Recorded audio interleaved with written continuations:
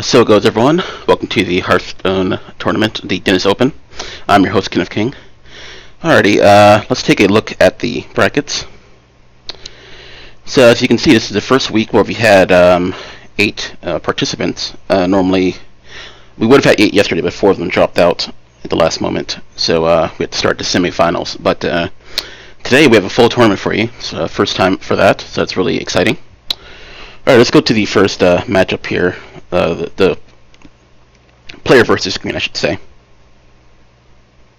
So we have Potter versus Jeff the Chef, the first match. Let me notify the contestants that we are ready.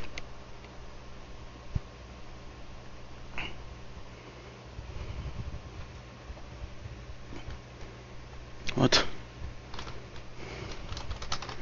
Looks like one of them starting a match, but I don't recall. Okay, so it looks like they're starting already. I didn't give them the signal to do so. But let's go to the game.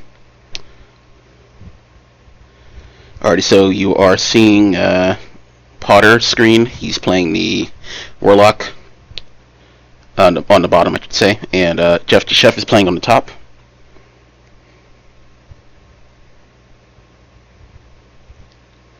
Alrighty, so standard turn 1 play for Zoo.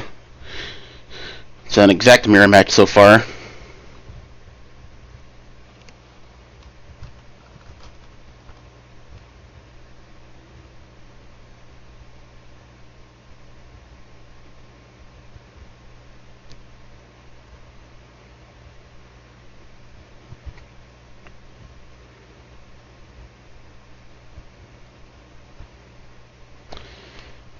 Okay. So Aaron has burned, Potter I should say, has burned his entire hand, and Jeff has a few more options. Obviously, well, I don't think there's some issue with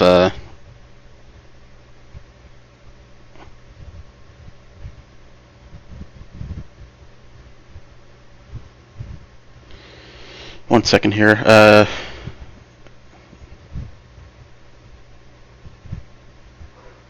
Okay. Looks like a small technical issue was resolved, so let's continue.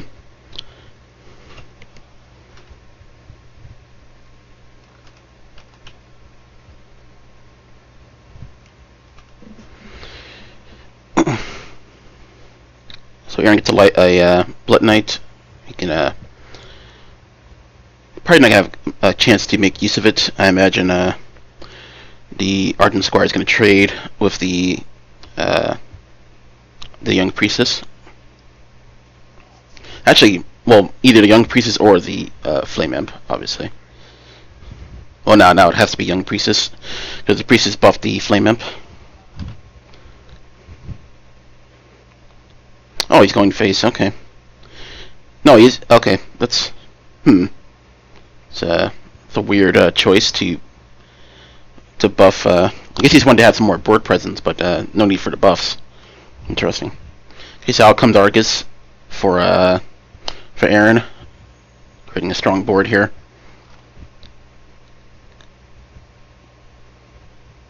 So there is a Knife Juggler for Jeff the Chef. He also has a Doom Guard waiting in the wings. With the current board position for Aaron, though, for Potter, I should say, it's a little bit dangerous. So he has to trade all of his taunts there. He's a Direwolf Alpha.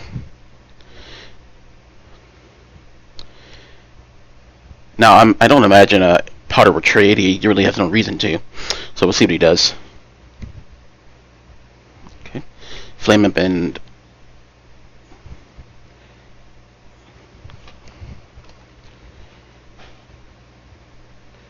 so out comes Doomguard. He can't wait any longer. Hoping to hit the taunt, but he didn't. Okay. He's obviously Jeff in a bad way here, but he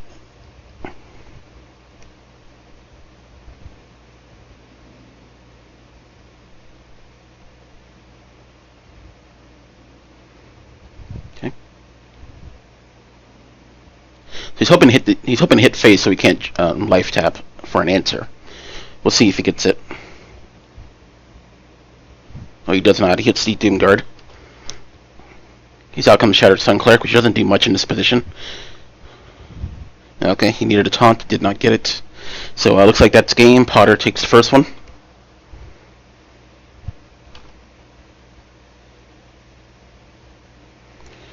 Alrighty.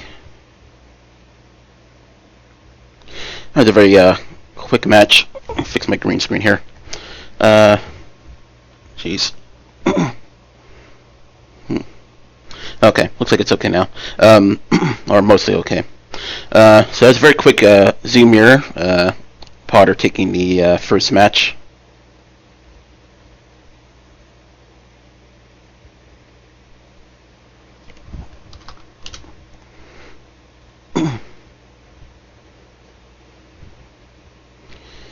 Okay. So second match is starting. We'll see what Jeff has. Okay, so Jeff is going to play Druid. Alrighty.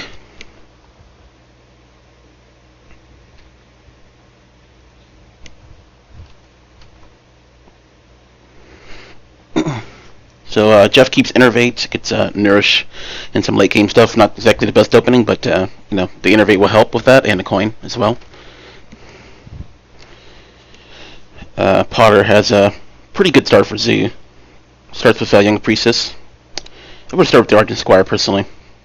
I guess he wants to Dire Wolf and then Juggler Argent Squire next turn. He's gonna Juggler first. Oh yeah, so, that works as well. So now he gets two Juggles instead of just one. And he protects the Juggler with the Young Priestess buff. Okay, so out comes Nourish, 2 mana crystals, which he uses to kill the Young Priestess. This gives him a great mana lead.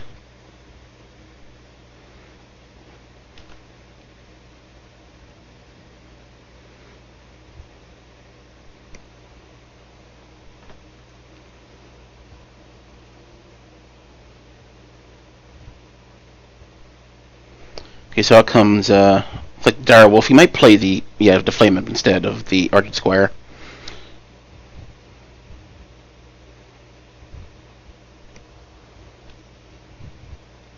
Okay, so Potter has board control, and I guess you can say Jeff has mana control, which unfortunately doesn't mean much against Zoo, since they have the buffs necessary to trade up.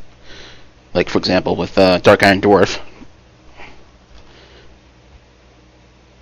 which he's not going to trade. He's going to Soulfire instead to trade off the Argent Squire, which is a fine trade. I think he should just do it. I mean, I don't think the Argent Squire matters that much. If he wanted to play it, he could have played it turn 1 or turn 2, or turn 3 even. So I think it's fine to just let it go at this point.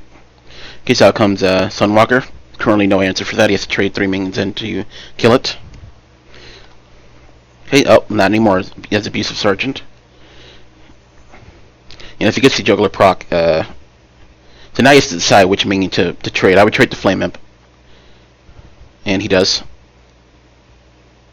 He does not get the Juggler proc. So now he has to trade 2 minions instead of just 1.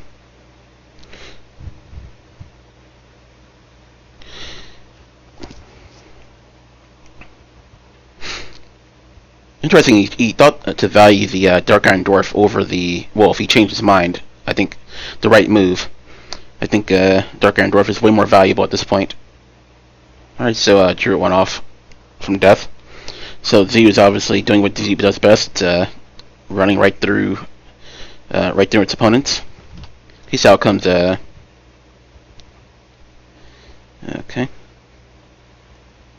No real answers here for the Warlock against an Ancient of War.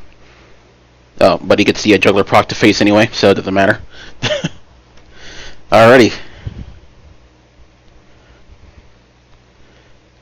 So it's a very quick series. Zoo from Potter cleaning up very nicely. Alright, so we're going to take a short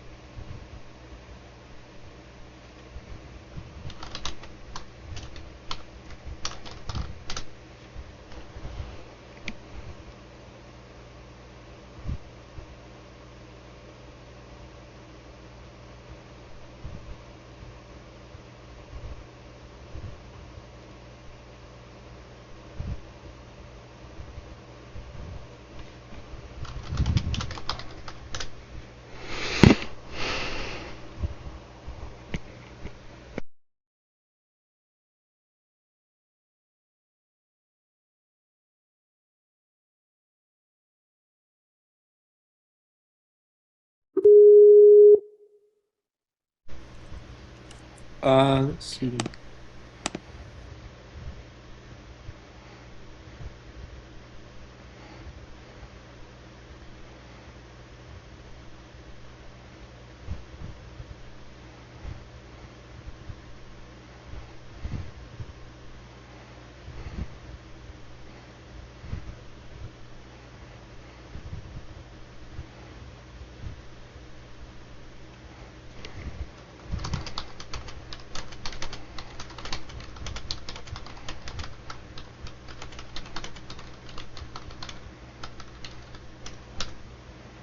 Okay.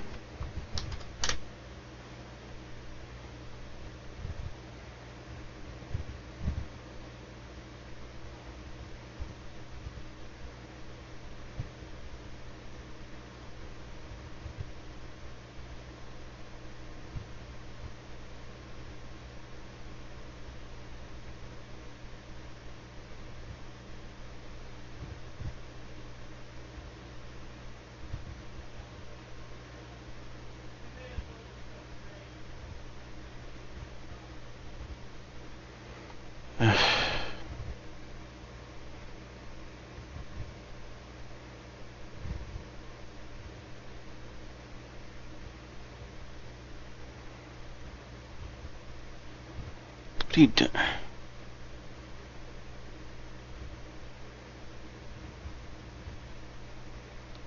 Okay.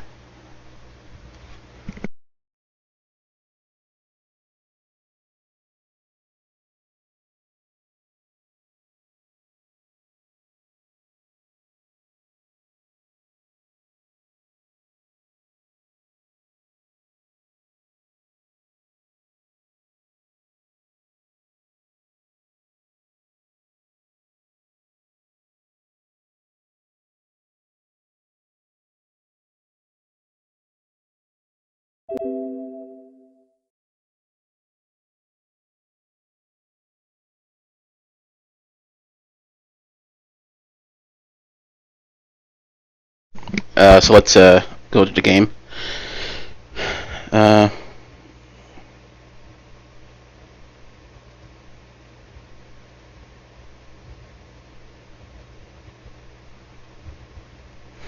Sorry about this, guys. Just 1 second.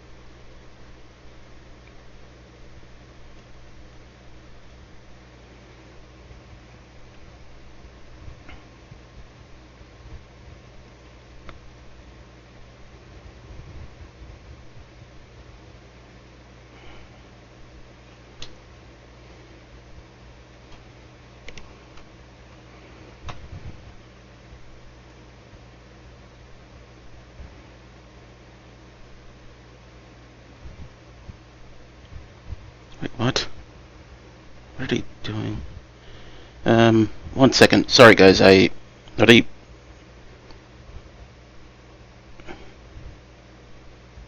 I mean, they started a game, but it looks like they're not.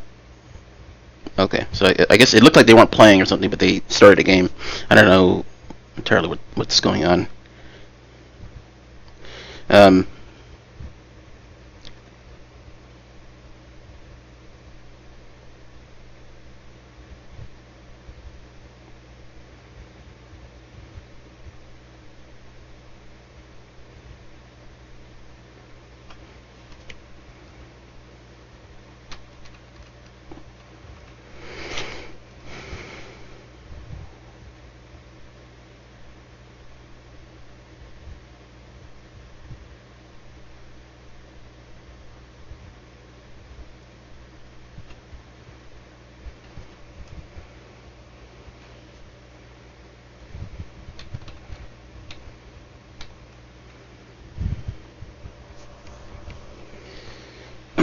Okay, so Hunter puts up a misdirect.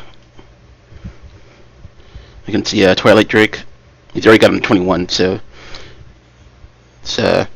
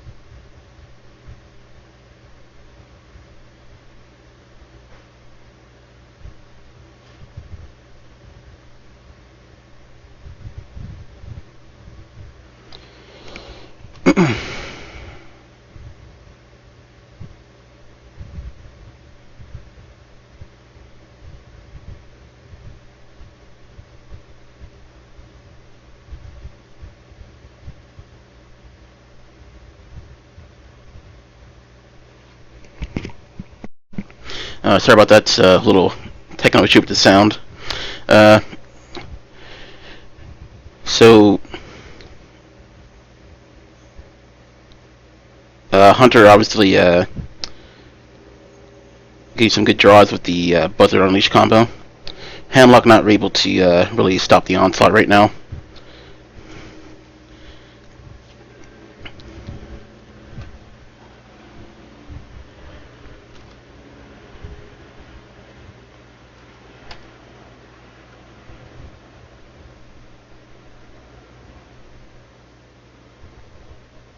Okay.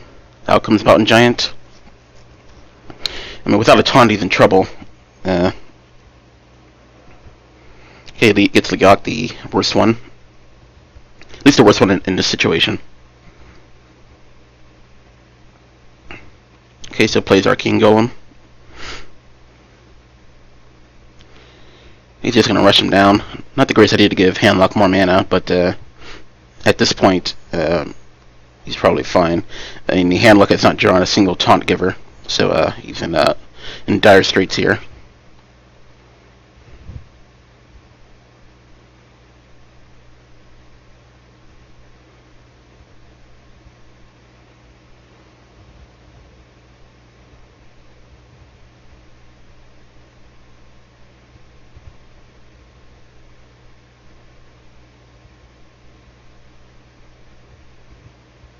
He just puts a wall of giants up, but without taunts, it doesn't really mean much. Okay, so I mean, this is pretty much going to be game here. Out comes a Bourne, Kill Command, and Hero Power. And Face Hunter makes short work of the Handlock. No Argus, no Sun Fury. Not much you can do against a Hunter with those bad card draws. Alrighty. So you're going to select another deck here.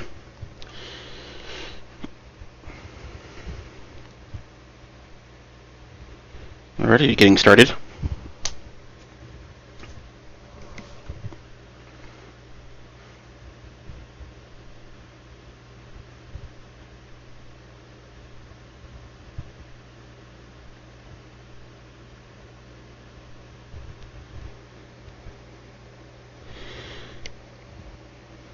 Okay, so Night Shadow brings out the Warrior.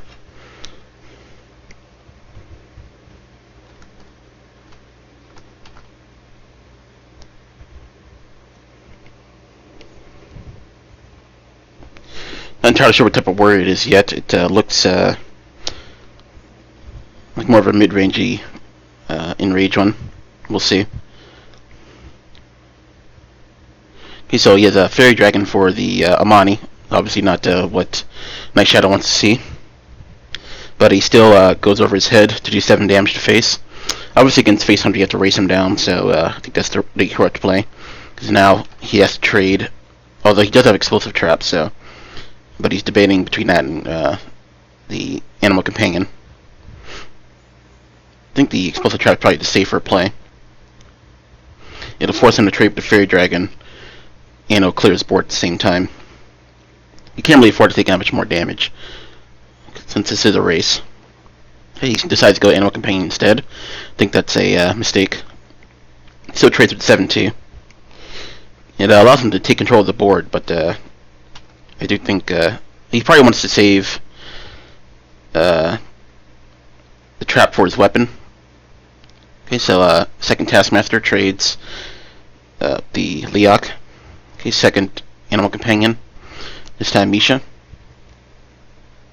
Tracking, obviously not a pretty good tracking, all stuff he wants to keep, but he's probably going to go with Eaglehorn, so he can get the extra charge from the explosive trap.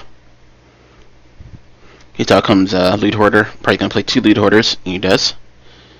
And he enrages his Taskmaster to clear the Misha.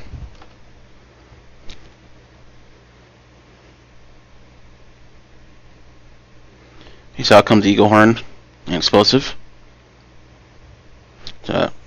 Hunter has a good chance to make a comeback here. The warrior's starting to slow down.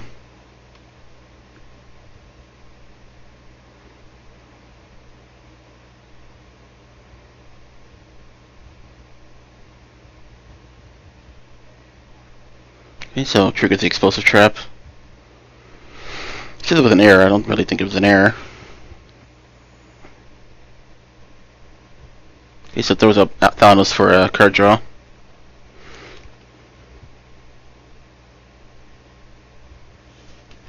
Okay, so out comes Wolf Rider. Plays it. Hero Powers goes face. Okay. So after a relatively slow start, the Hunter has already managed to turn his game around in his favor.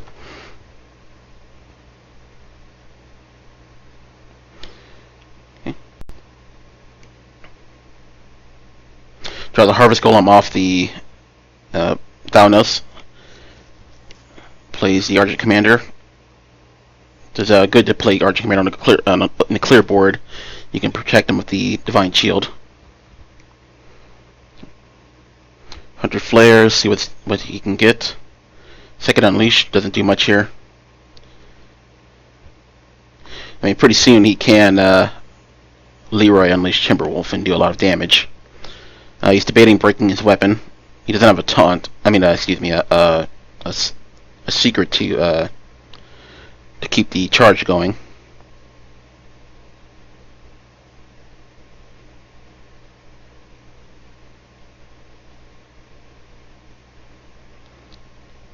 I don't think there's a point in playing an Unleash even for one, because you can't get through the Divine Shield. You don't have a kill command. There's really no point in playing. And he decides to just Hero Power and pass. Okay, so second Amani for the Warrior. Chooses to play it along with the Harvest Golem. Hero Power. Hero Power very important. He needs to negate the Hunter Hero Power every turn in order to stay in his race. He's out on the Freezing Trap. Not a great draw for him, but at least it allows him to save some damage and get a charge in his weapon. But he instead plays, he's thinking about playing the Unleash, which would be good here, with 3 minions on the board. Problem is, he doesn't have a way of killing the board with Hunter's Mark. You have to give one up for the weapon. Okay, so you can go for it with Leroy and Timberwolf Unleashed.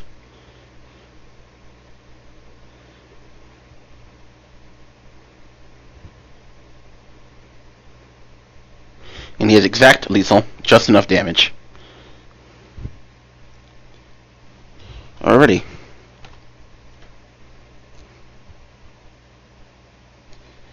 So it's another quick series. Face Hunter cleaning up nicely. So Force Flex will move on to face Potter in the semifinals. Alright, so we're gonna set up for the next match. So please stick with us.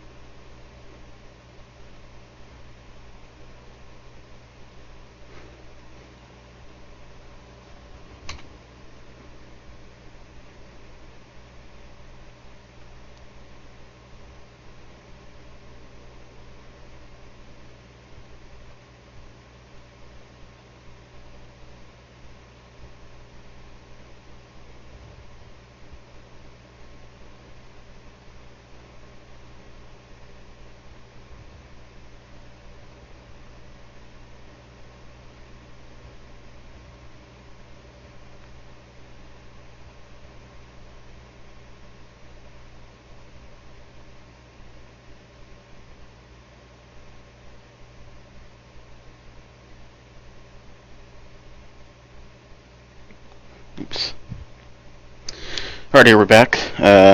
Make sure. Okay. Alright, so the next match will be between Hindo and Mutant Knight, excuse me. So let me contact the players, let them know that we're ready.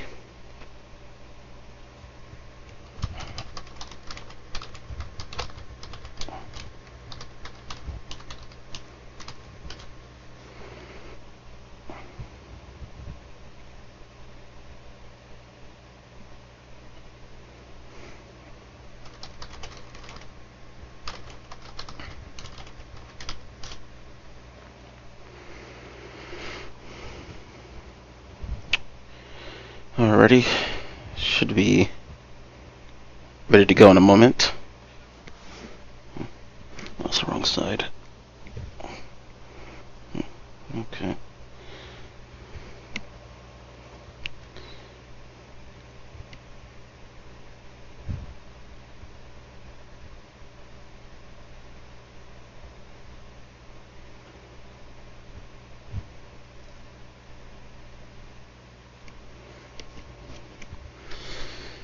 Okay, players are still getting ready, so 1 second.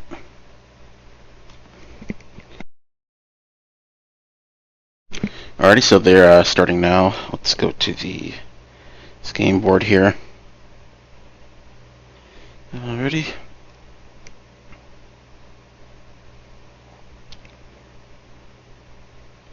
So we have a Warlock Mirror.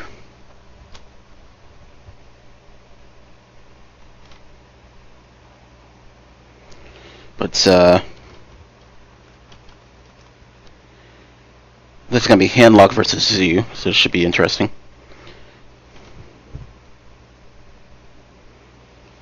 Mutant Knight's playing Zoo, and Hindo's playing Handlock.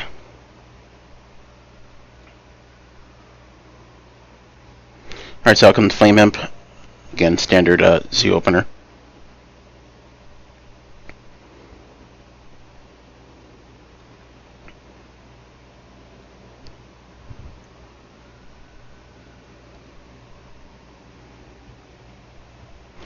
Alrighty, so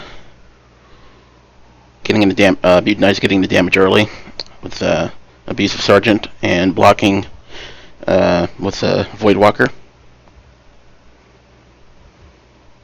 So I mean, the strategy for Z against Handlock is to basically rush it down as quickly as possible. So Handlock taps, really all you can do.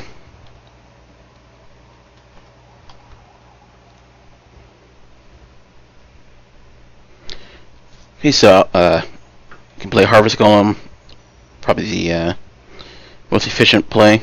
You could be a little greedy and go for the Dire Wolf to get +2 damage.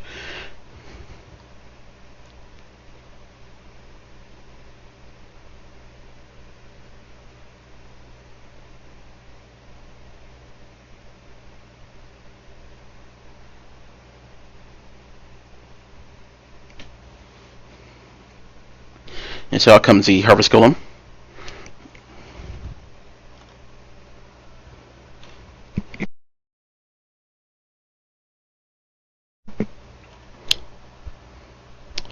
So the Handlock is not doing great here. Doesn't have a Twilight Drake. He can coin out a Sinjin. It's about the best thing he can do here. Or he can play a Farseer. He might even coin out the Hellfire, which he does here.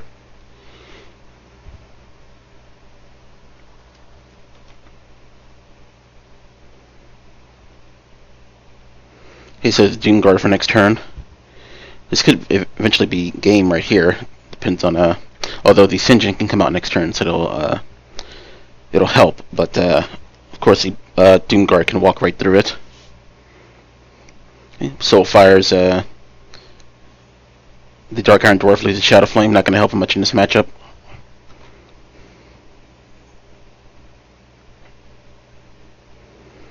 So he pretty much has to Doomguard here, but I guess he'll instead Direwolf and Abusive to trade.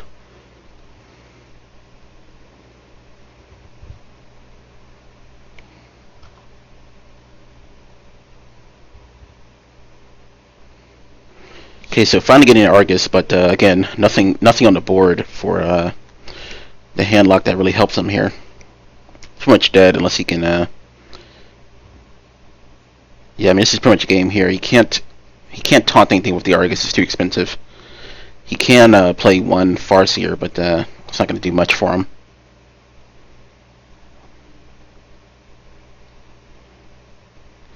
But he can remove two damage from the board, I should say, and heal himself for 3, so that'll help. But with the Doomguard coming out pretty soon, it's going to be an issue for him. He might wait one more turn for Doomguard and just play the Shattered Sun, since he can't complete lethal with it yet.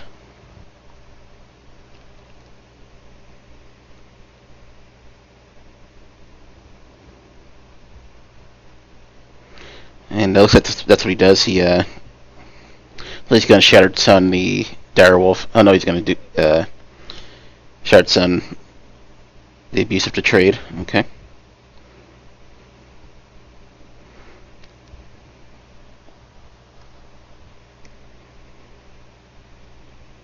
Okay, so Molten Giant. It's really not good enough because, again, he can't taunt, although he is healing himself out of range of lethal, so he's starting to get back into this matchup.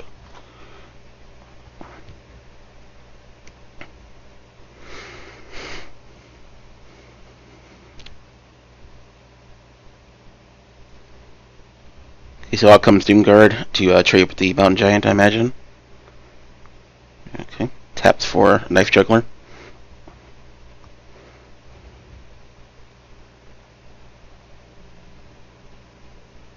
So he's going to go face with the Doomguard.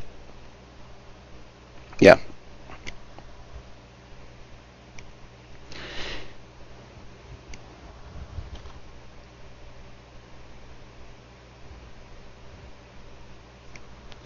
Okay, so he can Argus, so that's an option.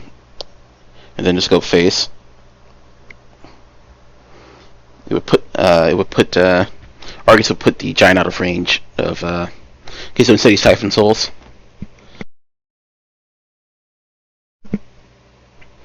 And now you can let's see. He's debating going face or killing. Okay, so he's gonna kill the Young Priestess.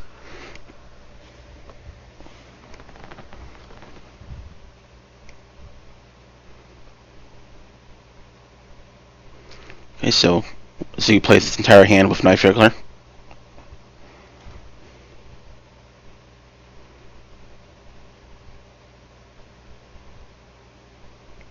Okay, so Ancient of War comes out, and they can finally make use of that Argus. It's been sitting there a while.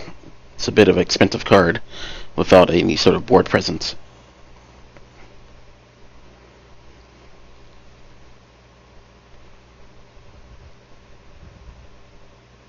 Okay. Silences the Watcher so he can trade, and then Argus. Alright, so Handlock has managed to make a very strong comeback here. Okay. It looks like that's going to do it. There's really no way for Shield Bearer just simply will not block enough damage. So the Handlock managed to hold off Z. And Mutant Knight's going to take this first series. First of best of 3 in the series, I should say.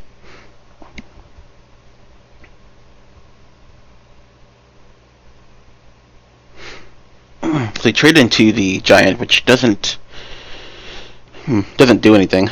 So yeah, Mutant Knight concedes, and that's game 1. Going to okay.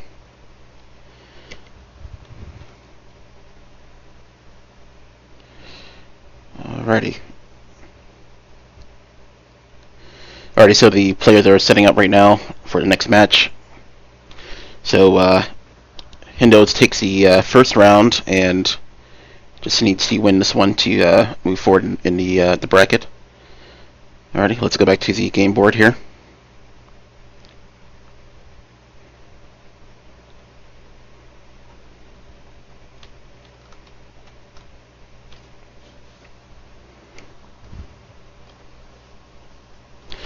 Okay, so Miracle Rogue can do some work against Handlock. It's obviously a bit tricky with the taunts in the way, but they do have a lot of burst damage that might be able to get around those taunts, and Sap helps as well.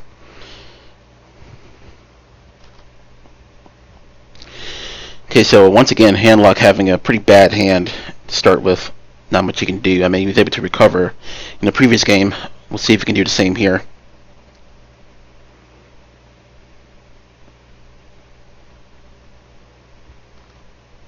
Okay, so this weapon from the Rogue. Not much fanfare there. Okay, so it looks like the Watcher's going to come out. Not sure. Okay, so out comes Watcher. Can silence it next turn. The Rogue can kill it easy enough, but he has no sap for it. He has to burn some removal on that card. But of course, wait till it's activated. He won't do it now. It's a bit of a waste to do it beforehand.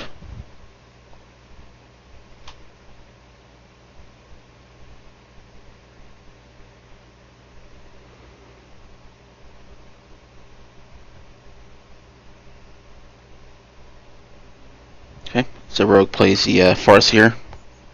Goes face with the weapon.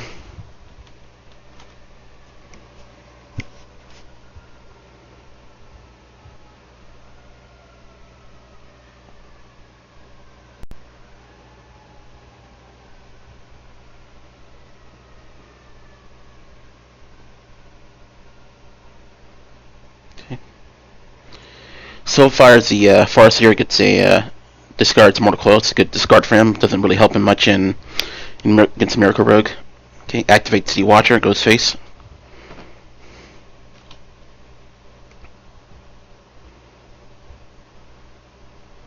So he could backstab Fan of Knives. Or Fan of Knives Eviscerate. Actually, he can't quite. Actually, he can with a coin. That's an option. You might want to save coin for Auctioneer, though. Has a prep as well, but that's definitely not something he wants to use right now.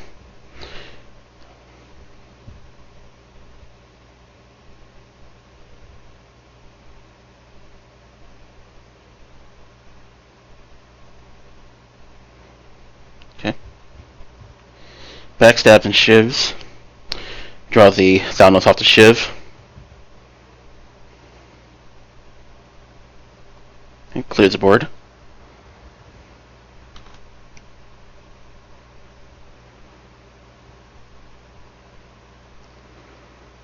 Okay, so Farce is about the only thing the Handlock can play here, and he does.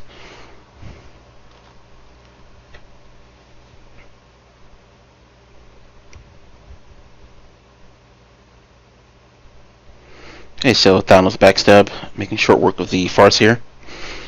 Makes a new weapon, goes face. Has not yet drawn a deadly poison, so he sees no reason to save the weapon.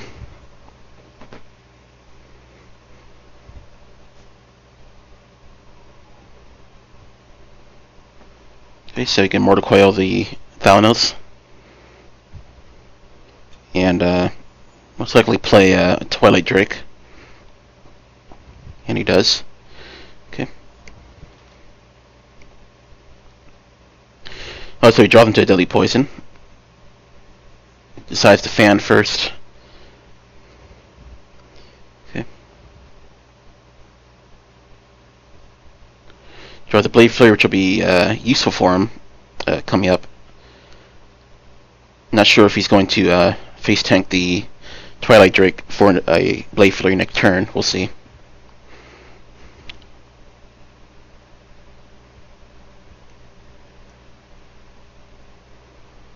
Okay, he does not. He goes face.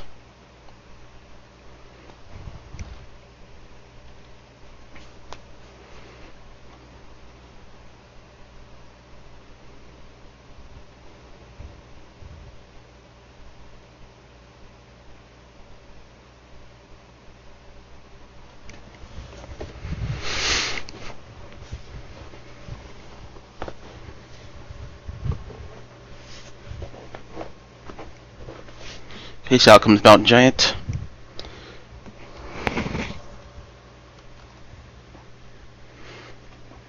So still no Auctioneer turn 7 for the Miracle Rogue. You have a hand full of spells and no minions to use with them. It's very unfortunate. Okay, so he staffs the Mountain Giant. He has no way of drawing cards either. That makes it even worse. He can't even draw into an Auctioneer.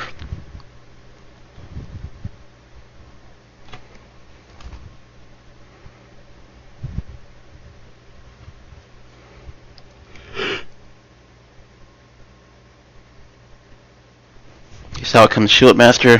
He's going to tap. There's not much else he can do. So obviously the problem with Miracle Rogue is if you don't draw Auctioneer, you're in trouble. There aren't that many minions in it. It's mainly based around spells, obviously. And he cycles the Phantom Knives and gets yet another spell that he can't use on its own.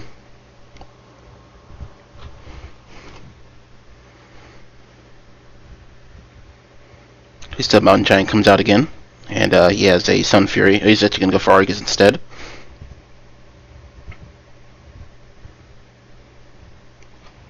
Okay, looks like the Handlock is going to take this again. It's a very unfortunate. Still no Auctioneer, no Leroy, and yeah, Mutant Knight concedes. So Hindo takes both matches in the series with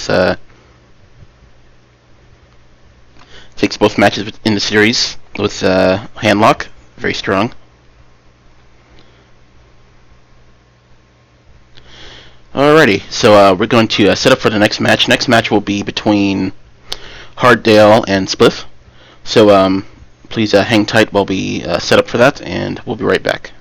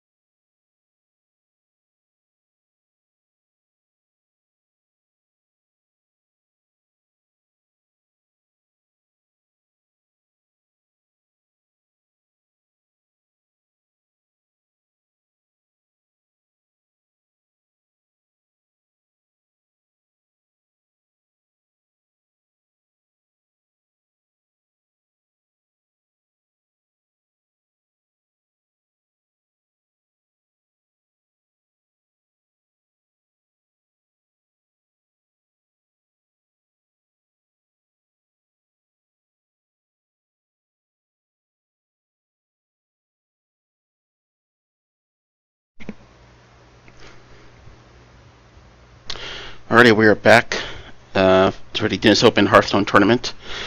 So the next match, as I said before, is between Harddale and Spliff. So let me contact the contestants.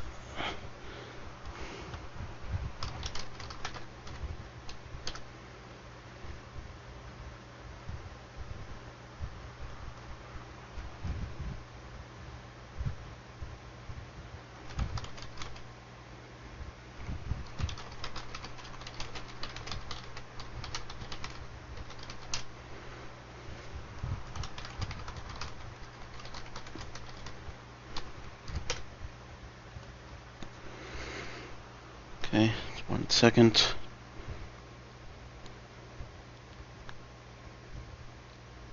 you find it? So one of the contestants is just looking for an option for full screen. So 1 second.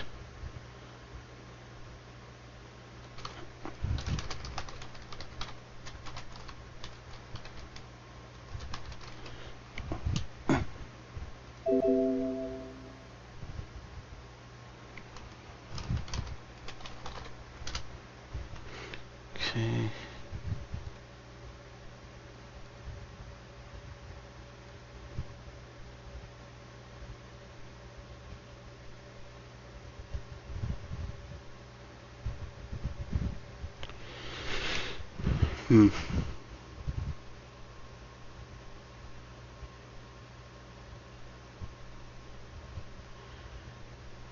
Let's see.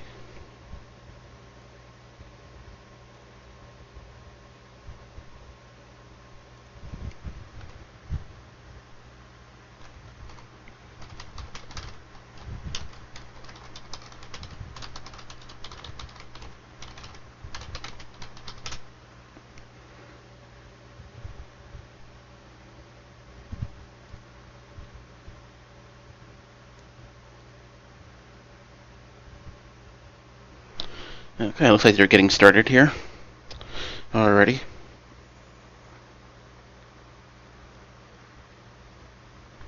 Again, I'm sorry about the I can't update OBS without being live, so it makes it a bit awkward to change contestants.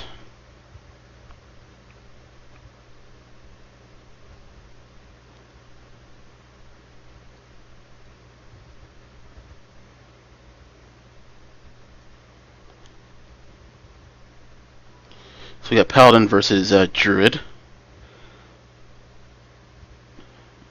1 second, okay.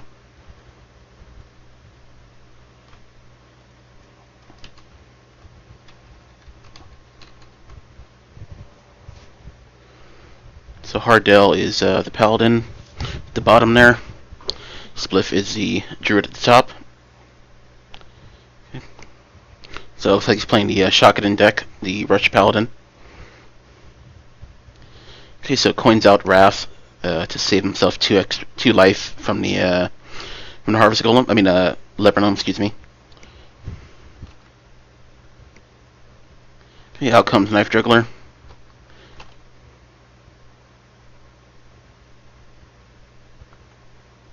A decent curve for Harddale, not wonderful. He can Hero Power and Abusive Sergeant next turn. Spliff playing a Ramp Druid. Wild Growth's probably the best option for him.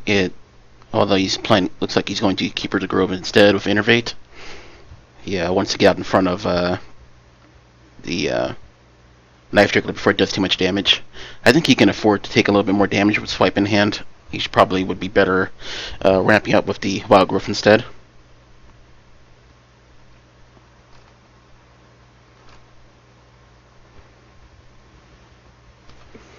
Okay.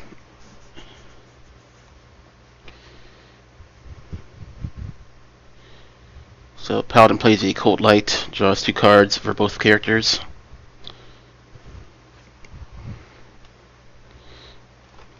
Obviously trades poorly against the Keeper, but he didn't really have much else to play there. Looks like now he's going to Wild Growth, but in order to play a Druid to Claw next turn. But Obviously, it's not a good use of resources. Waste 1 mana. It's not terrible. I mean, again, he can Druid a Claw next turn with this play, and he can still just trade with the Keeper, so it's perfectly fine.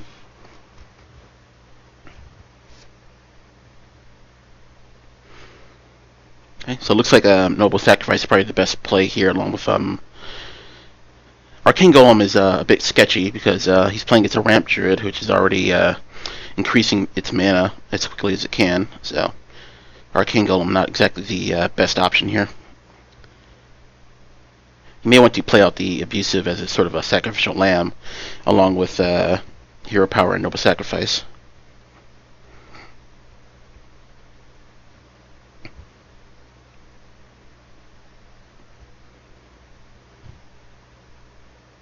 Okay, so he gives the Druid more mana.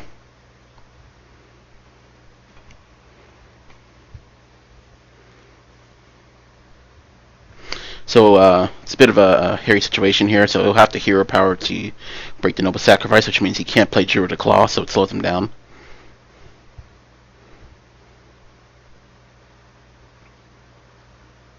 But he can play Violet Teacher thanks to the extra mana from the Arcane Golem.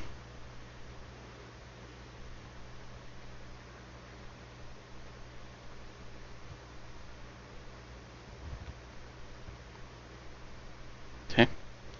So he breaks the secret, as expected. Takes 2 damage. 1 with armor. Now you can trade with the Keeper and play Violet Teacher.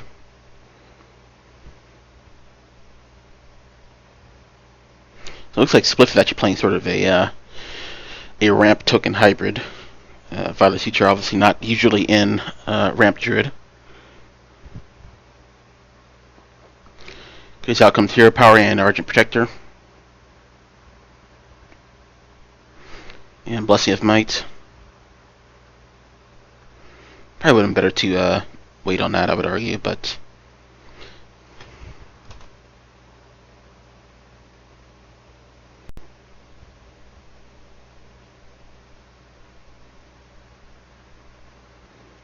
I mean, obviously he's banking on the Druid not being able to answer, which he might not be able to, but still a risk.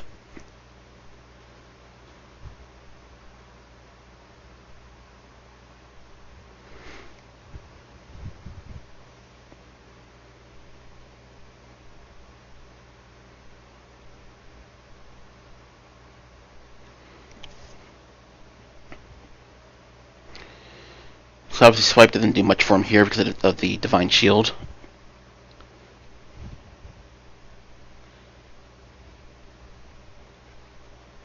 I think the best thing to do would be to take the 4 damage by breaking the Divine Shield with the Hero Power, and then I mean, Swipe is just not effective, really.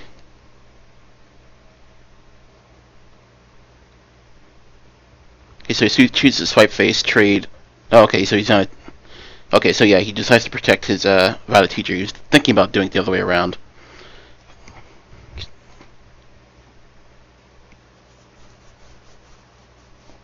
So it gets him 1 off of Consecrate, which is good. I mean, the Paladin does not have quality in his hand, but it does mean that he can't fully kill the Violet Teacher, which he would have if he had reversed his trade.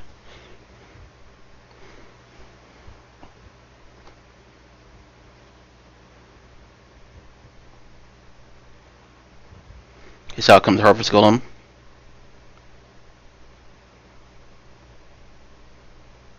So the Druid has a combo in hand, but doesn't quite have the burst needed to kill the Paladin just yet. He'll have to wait a few turns. I think Druid of the Claw, Hero Power is probably the best thing here.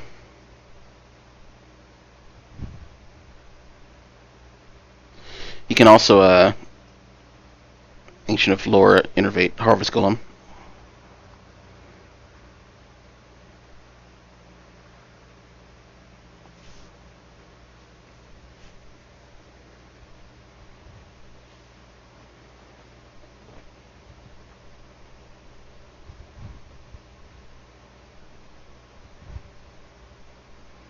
Okay, so you can hero power, you can play Harvest Golem.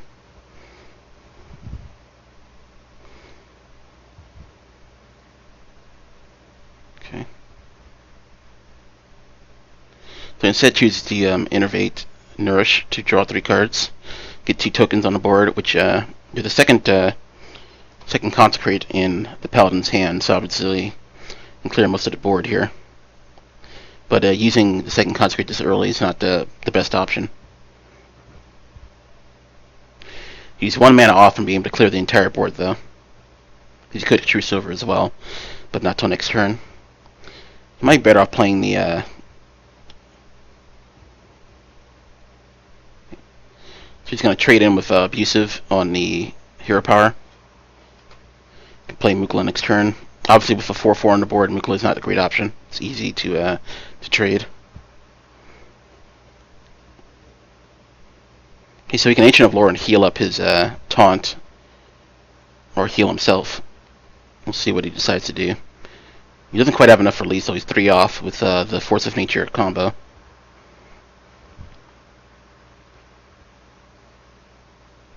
I think the best option here is Ancient of Lore healing the...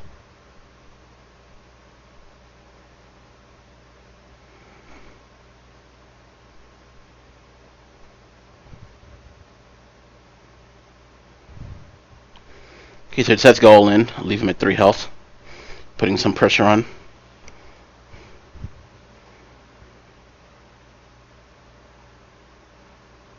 Okay, so 2 Truce Overs for the Paladin. Out comes Mukla and Truce Over.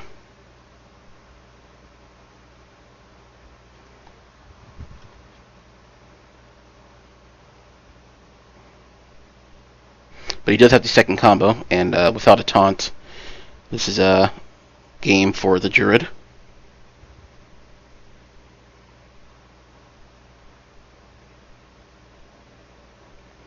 Okay, so top deck Druid to Claw, so you can just use the bananas to kill him.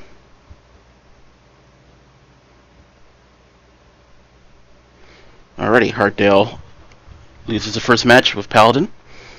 The ramp token hybrid proves to be too strong. Without drawing equality, it's it's difficult to stay in control as Paladin.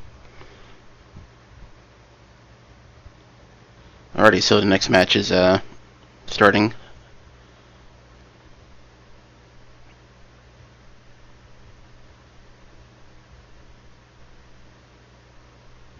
Alright, so we got a Druid Mirror. Looks like it's going to be ramp for Harddale against token ramp hybrid for Spliff.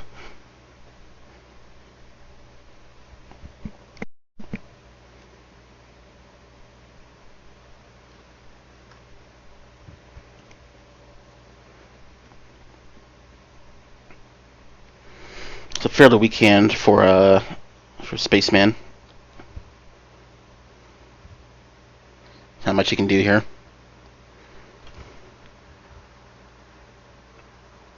Harddale has a much better opening with Ardent Squire and While It Grows.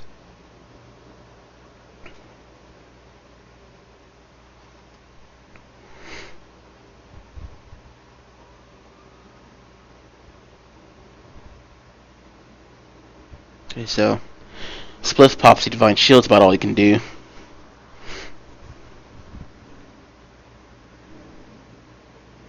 Out comes Wild Girls. So he's got Ascension ready to go for turn 4. So again, Harddale has a very nice curve here.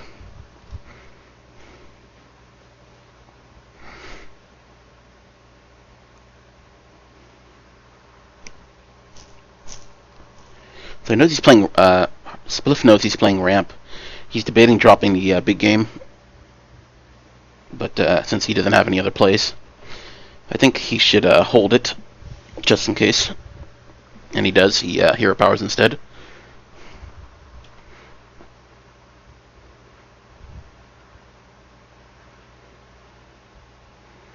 Okay, so second Wild Growth. Out comes Sinjin for Harddale.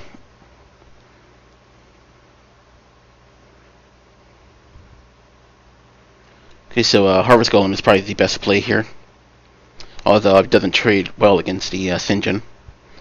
the keeper doesn't do much either, so I think he's a bit hamstrung here.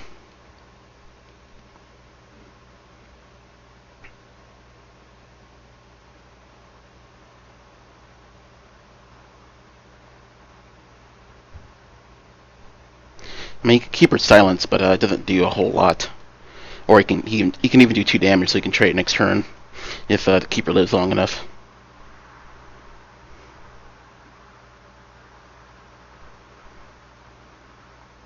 If you harvest golems, Hard will pretty much have to use hero power to take care of the death rattle, so it'll slow him down.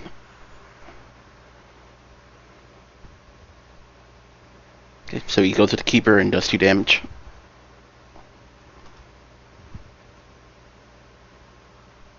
Okay, so out comes Wrath. He's gonna Wrath hero power, and he does. Protects the Sinjin.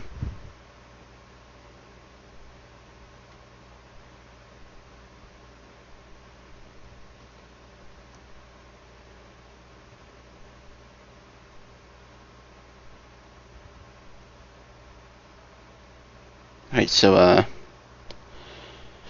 looks like a Zero Drake is probably the best play here for Spliff. He uses all his mana and draws a card. It's a nice body on the board. Already draws 2 Wild Growth.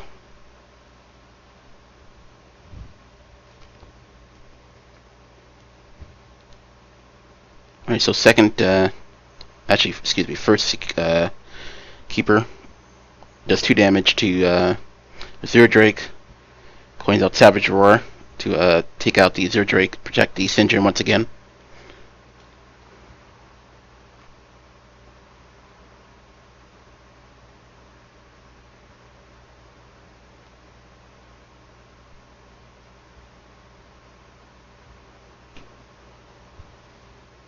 Okay, so Violet Teacher is an option here for Spliff. You can also Wild Growth to get a token as well. Doesn't do a whole lot though.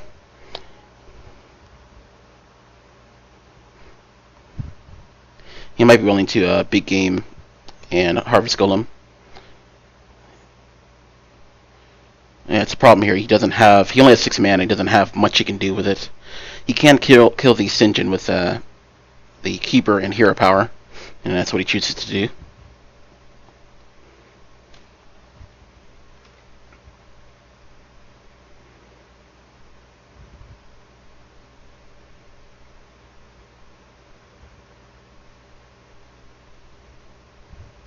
Okay, so swipes the Keeper of top deck.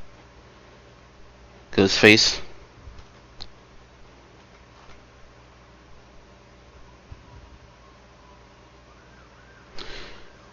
Looks like Violet Teacher. The tokens will pretty much be safe now with the swipe gone.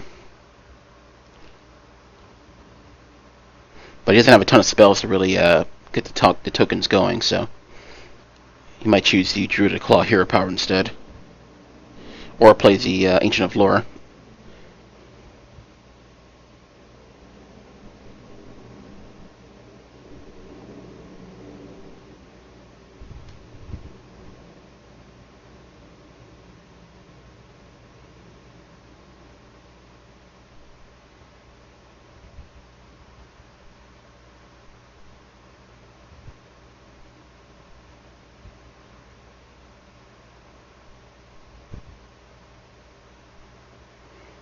He's not entirely sure what to do here. I think Ancient of Lore is the best play. I mean, Hero Power doesn't do much here. I mean, obviously, he's afraid to combo. But the extra point of damage saved from the Hero Power will not help him. Unless he runs... Which he does. Okay, so he runs Druid into taunt mode. Into charge mode, excuse me. Yeah, he should Hero Power rather than play Wild Growth if he's... the only reason to trade the Keeper is if he's afraid to combo, so no reason not to gain the armor as well. It's kind of odd to Wild Growth instead. Okay, so out comes the Ancient of War in taunt mode.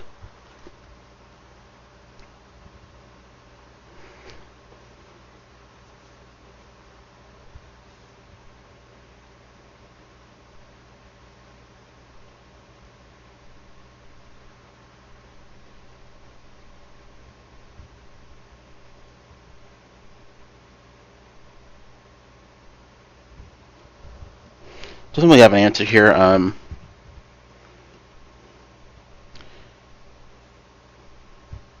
suppose he could Savage Roar swipe, but that doesn't. It's not very efficient.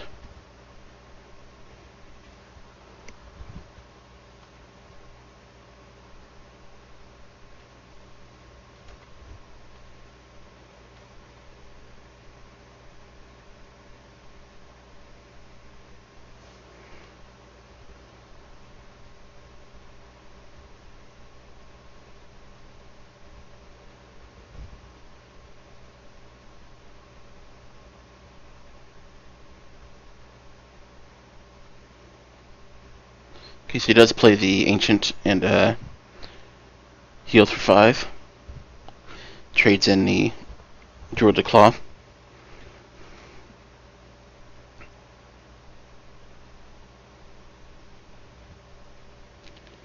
Okay, so out comes Yeti. He's thinking about attacking. Interesting. I mean, he has board control. He doesn't really need to trade, but he chooses to anyway. Basically gave him a swipe value there, along with the Azure Drake. So he doesn't even have to hero power to clear the Yeti.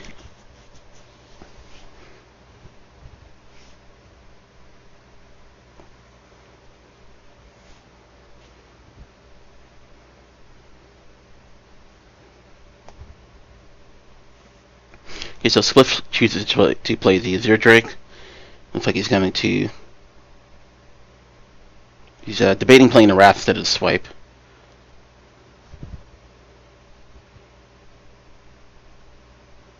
So he goes with Swipe instead. Clears the board.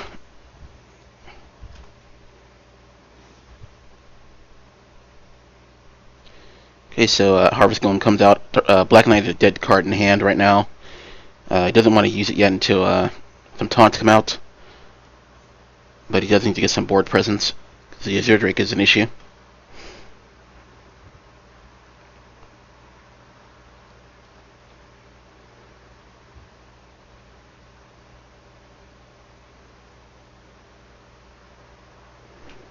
Okay, so out comes Cairn.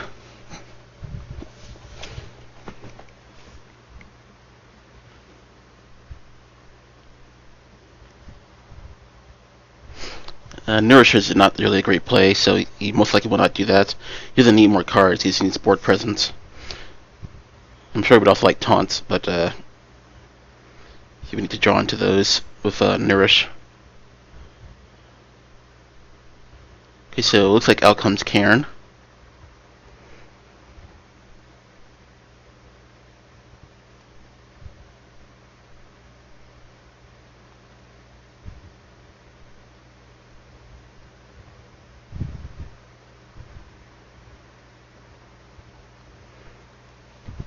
So he's debating a spell damage Wrath, and he decides to go for it.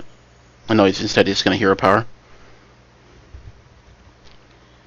So he's going to draw with Wild Growth rather than the Wrath.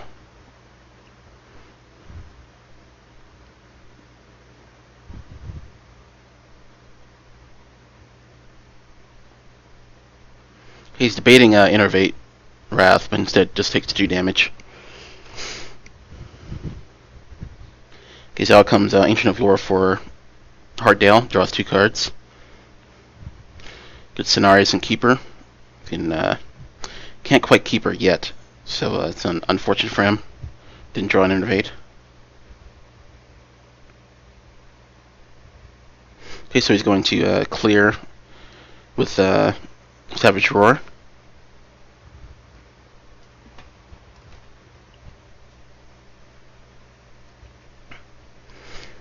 Alrighty, so doesn't quite have enough for the combo. Actually, he does. He has lethal, so he has 20 damage with the combo, and then Innervate Hero Power. Let's see if Split sees the lethal here.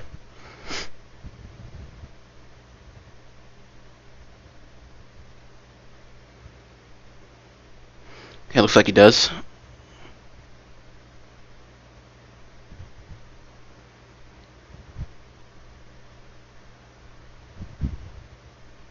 Oh, he missed it. He had to innervate hero power. He missed the he missed lethal. Okay. I mean, I don't think Hardale can recover at this point.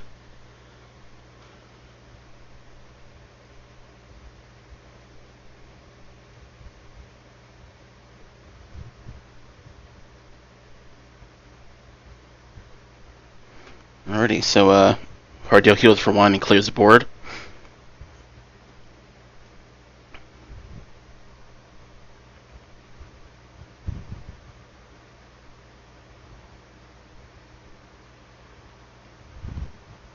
Needs to draw into 1 damage here.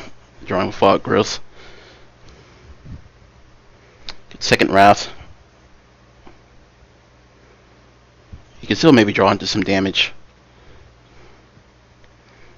So he kills the Ancient of Lore. Okay, still nothing. He can Nourish and then innervate the Earthen Ring. Or the Harvest Golem.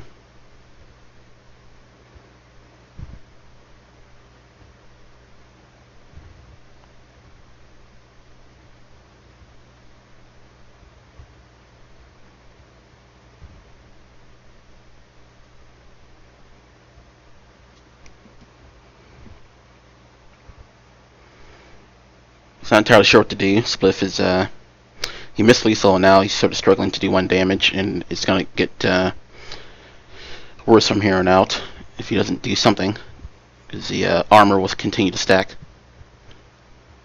Okay, so he instead decides to do hero power to keep him at 1.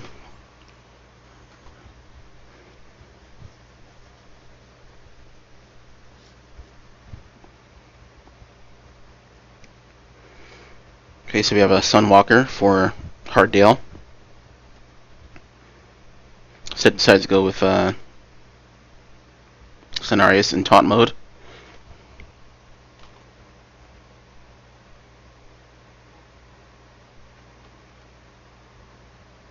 Okay, so now Spliff's going to draw with Nourish. So you can find out 1 damage. Okay, so you can't innervate Ragnaros, which wouldn't help much anyway. You can play... again, he has lethal with innervate. He looks like he's going to miss it again. He just has to play the Druid Claw in charge mode and then clear the taunts and then innervate hero power.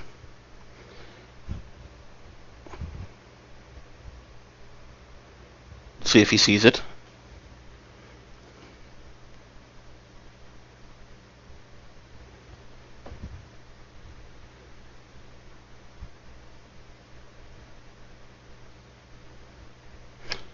Okay, he's thinking about going to taunt mode, which is not the right play.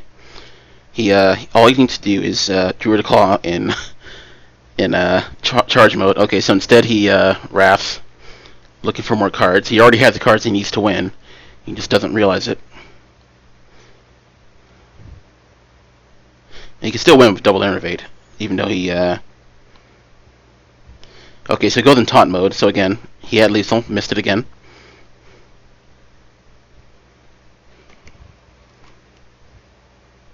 Alright, so out comes Black Knight, finally finding some value with the Druid Claw.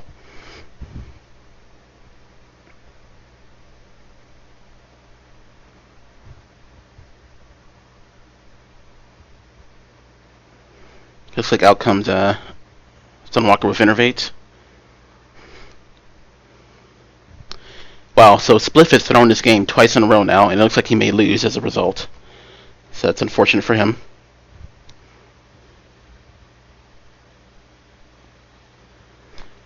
Okay, so he finally, after screwing up twice in a row, he finally found the spell he was looking for that he didn't even need.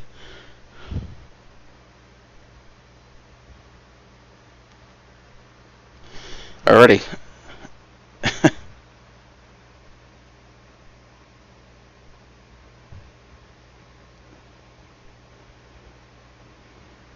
Alrighty, so that's going to do it for the series. Spliff takes it 2-0. Nearly screwed up the second win there, but managed to top deck lethal after having it for 2 turns in a row and missing it each time with Innervate. Alrighty, so I'm going to contact the contestants, and then we're going to set up for the next match. So let's see here.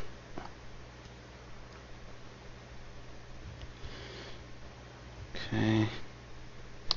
So next match will be between Potter and Fourth Flex in the semifinals. So I'm going to get that set up, and we'll be right back.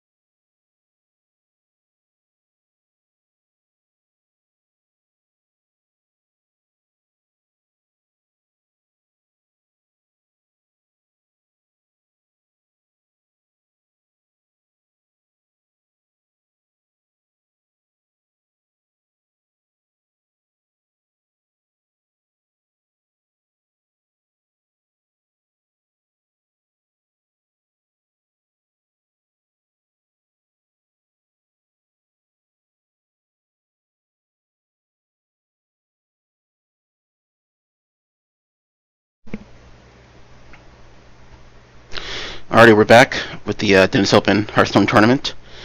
So next match is between Potter and Force Flex. Let me contact the contestants to let them know we're ready.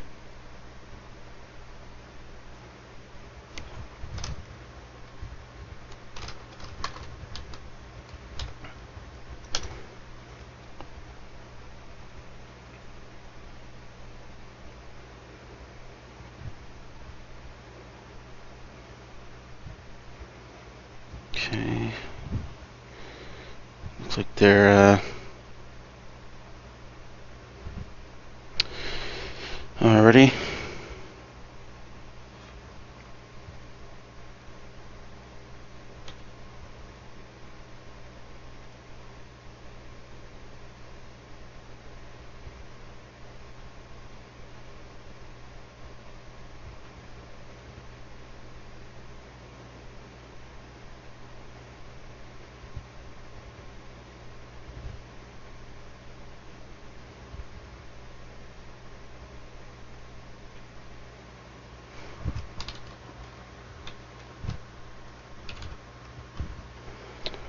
Already.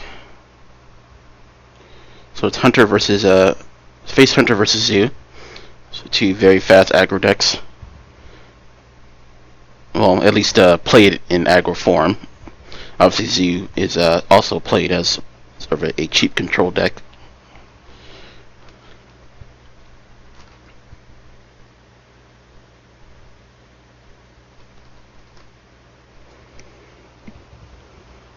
Okay, so Arcane shot to the Flame Imp after Mortal Coil to Leper Gnome. Let's clear the board.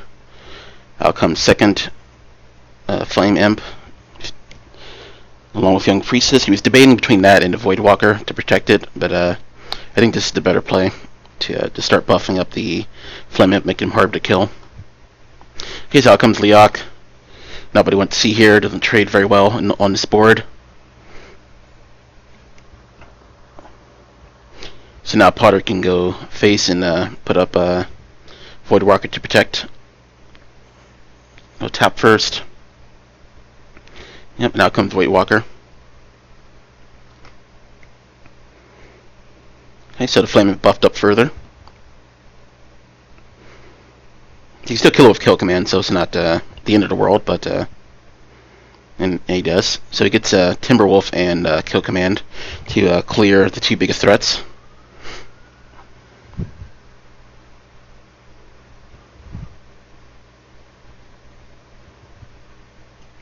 Okay, so not many options here. Can play Scarlet Crusader and Abusive to kill the Leok. Or just play Argent Squire and kill the Timberwolf. Either way. Getting 2 Divine Shields on the board might be the best play just to help protect the minions. But instead he goes face with the Abusive. It's surprising. He's debating between that and killing Leok, and he decides to go face instead. Okay, Animal Companion's a great draw here. Okay, and he gets Huffer with so now he just goes face, and Explosive Trap will clean up the board nicely. So now I'm sure Potter wishes he had killed the Leok, because now a ton of damage coming his way as a result. Okay, so that's so now he's clearing the board. Of course, he does Explosive Trap to okay, so he gets a Blood Knight for the Argent Squire and Sun Fury.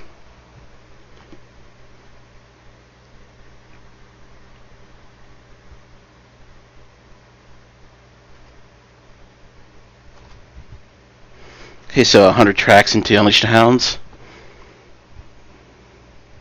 So the best he can do here is use Unleash the Hounds to sort of clear the taunts with Explosive Trap. It's not really a great play for him. Unfortunately, with Explosive Trap up against these minions, he can't exactly misdirect effectively either.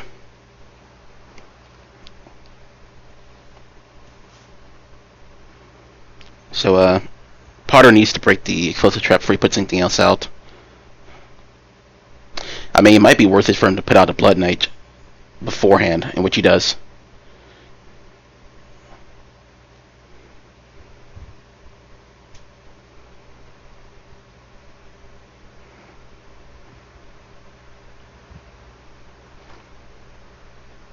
Of course, this is going to be game because of Unleash the Hounds, which Potter does not realize.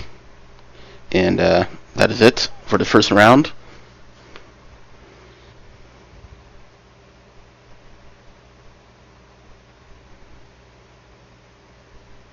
Alright, so 2 rush decks. The Hunter manages to clean up Zoo just fairly nicely. Again, I think the not trading Leok and having the Timberwolf on the board along with Huffer may have cost Potter the game there.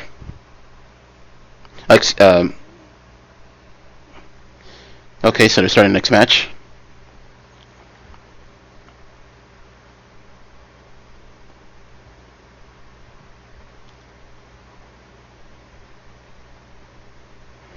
This is going to be a Hunter Mirror.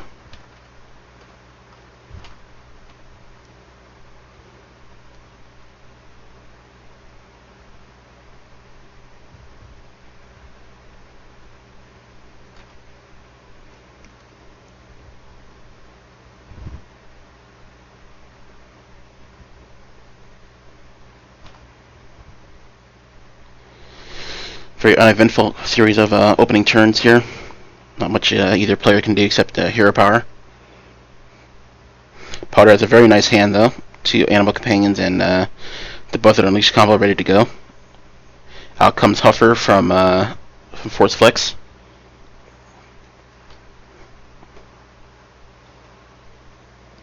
Doesn't really have an answer here for it. Somebody went to see. It blocks 4 more damage, but I'm sure he wanted to get Huffer as well.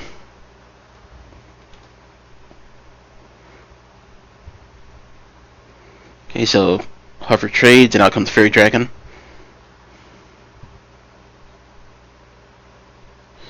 There's no convenient answer for well, actually get an Eagle Horn Bow now with that top deck. Pretty much doesn't have a choice. Obviously, he wants to go face, but he has to clear the Fairy Dragon. Think about playing Stone Tusk. I would argue not to do that. It doesn't really do anything right now. That extra point of damage is not going to matter. He chooses to pass. Okay, so out comes Force Flex's Eagle Horn. And the race is on, and Force Flex is clearly winning.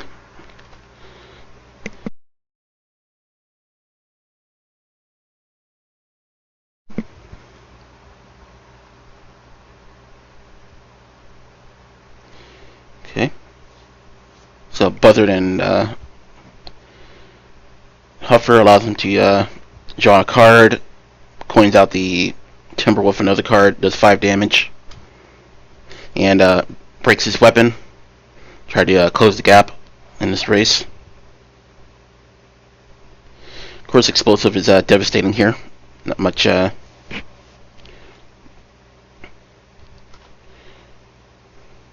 Potter can do about it.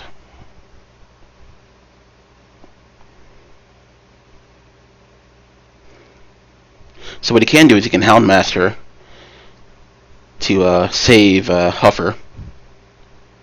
Maybe his best play. Oh, he's going to save... interesting. So he's going to save the card draw instead.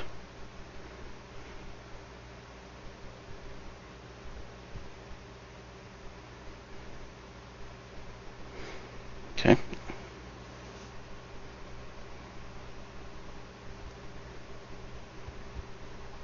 He so draws 2 cards from the Stone Tusks.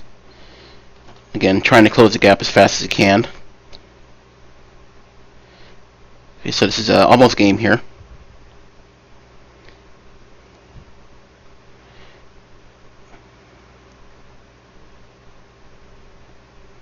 Alrighty, so Kill Command Face and Explosive Trap might steal the deal for Force Flex here.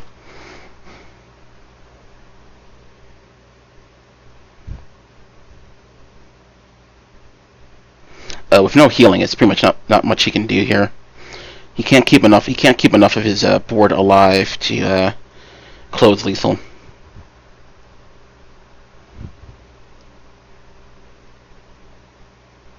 but he's going to try to draw cards. Okay, again, not what he went to see. Really not much Potter can do. Unleash is a dead card right now. Okay, and there's explosive to clear the board, and Potter concedes.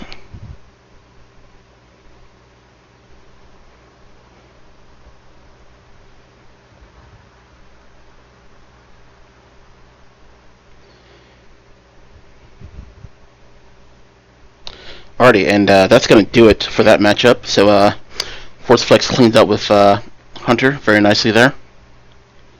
Let me just update the brackets here. Okay. Alrighty, so next.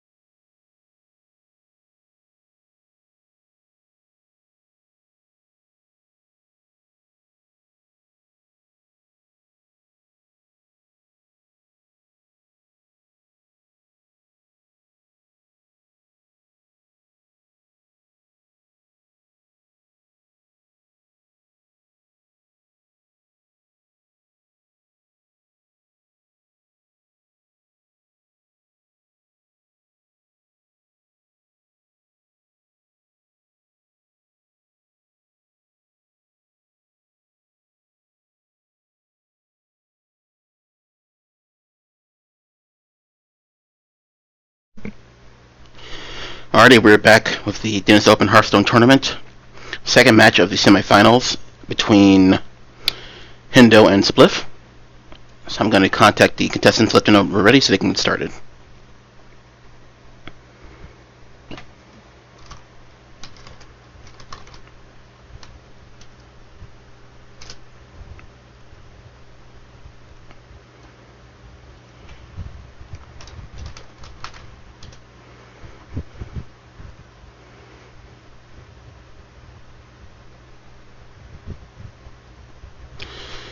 Okay, looks like they're getting started here. Just be one moment.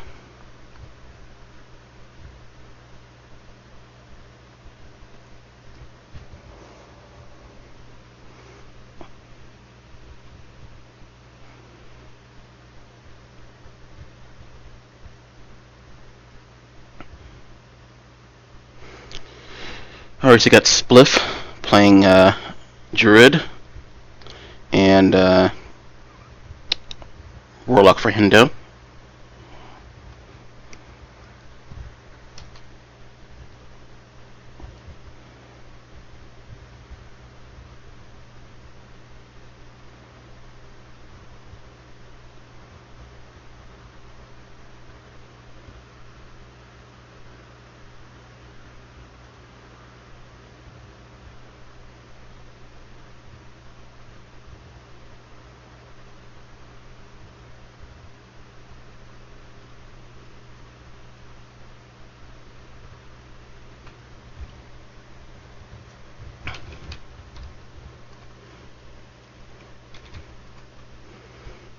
Okay.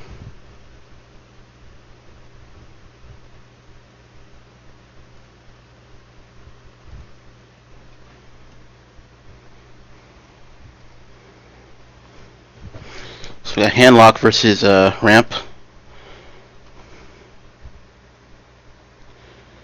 Druid's he's got a Wild Growth. It's pretty standard. He can coin into a Zero Drake next turn. He doesn't have a turn 4 play right now. Okay, it's going to be a second type for Hindo most likely. He'll be able to play the Mountain Giant next turn, which is a threat that Druid cannot deal with right now.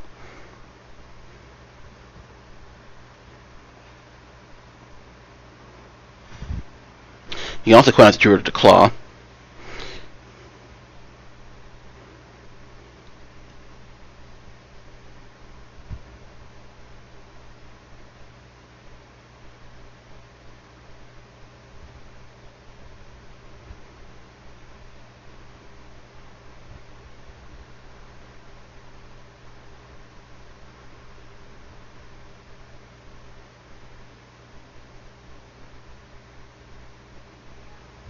Okay, so yes, he coins out the Ether Drake.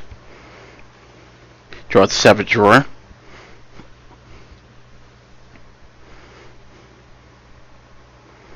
Okay, so Twilight Drake is also an option, but Mountain Giant brings more pressure, and he Soul Fires the Azure Drake. Lose Ancient Watcher, which is not a big deal.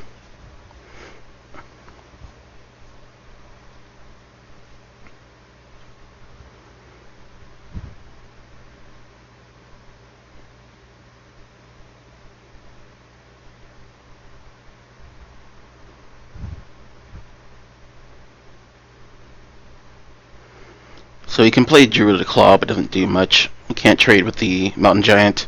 You have to just go face, or just go into taunt mode, just to block damage.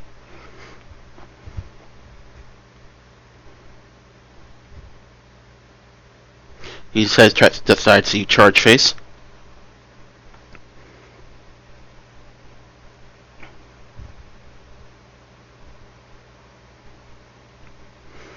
You can Twilight Drake here, you can Argus. Argus is not the best play. Taunting up just one giant is not optimal for Handlock. You can Sinjin as well. It's another option.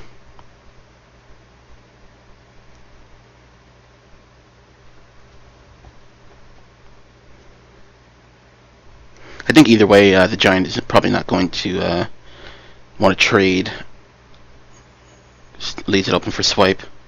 So he goes for Twilight Drake instead, and goes face.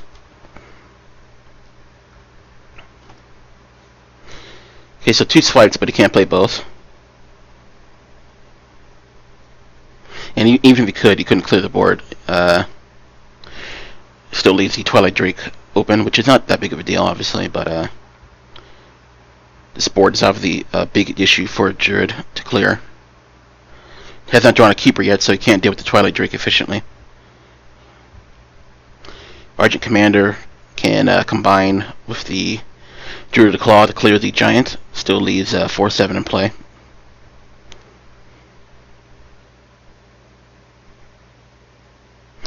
It's probably the best play.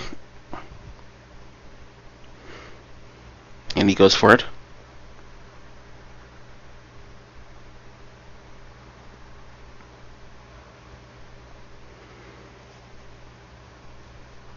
Okay, so Shadow Flame doesn't do much here. He can Sinjin and Life Tap. He can also Siphon Soul. Probably the 2 best options there. I think creating more board presence with Sinjin Life Tap be best. He will Life Tap first. Okay, gets Power Overwhelming again. Doesn't do much here.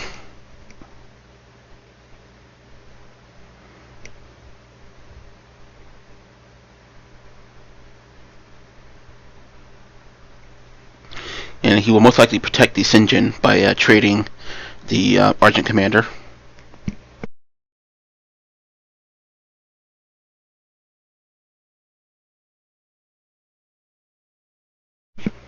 And he in fact does that. Oh, he's debating going face. I think he should protect the Sinjin. I think it's more important, and he does. I mean, it leaves the Twilight Drake open to swipe, but keeping the Savage Roar combo at bay is probably the best option right now for a handlock to stay in this game.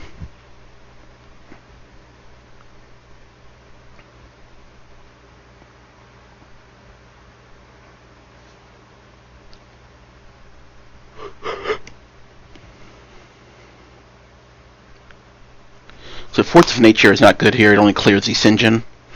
Swipe clears the Twilight Drake, leaves the Sinjin on the board. So he can't really clear here either way, no matter what he does. He's 1 mana shy of being able to clear.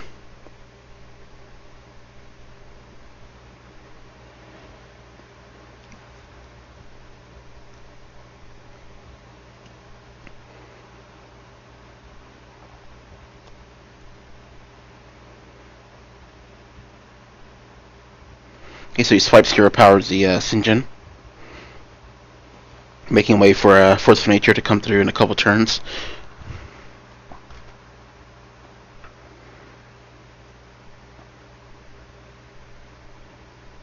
Okay, Mortal Coil. The last 3 draws for the handlock have not done Hindo any favors. Looks like what he can do is so he'll Life Tap. Looks like he can play maybe Earthen Ring. That's really about it. Doesn't really have any other plays here. Arcus is not strong enough. Okay, so he does do that. He goes face with Twilight Drake and passes.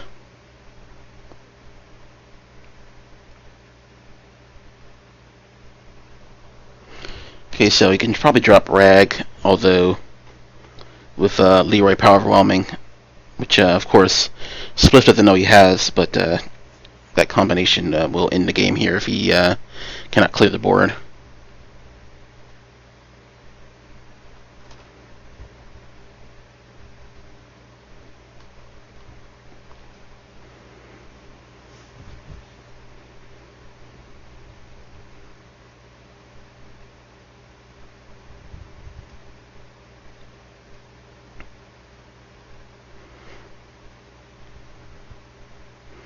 Okay, so he's going to use 1 Force of Nature to clear. He's not going to take any damage, so loses an extra point of damage to face, but that's fine considering his health total.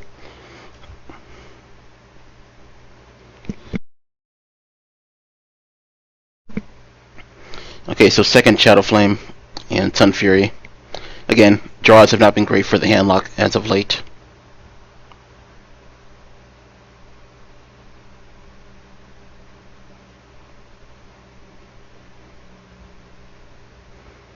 He's now incapable of playing the Molten Giant as well.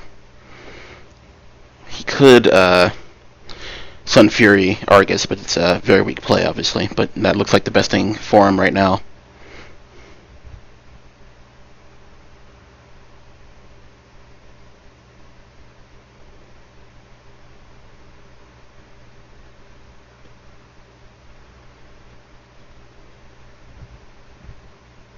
Okay, that's what he does.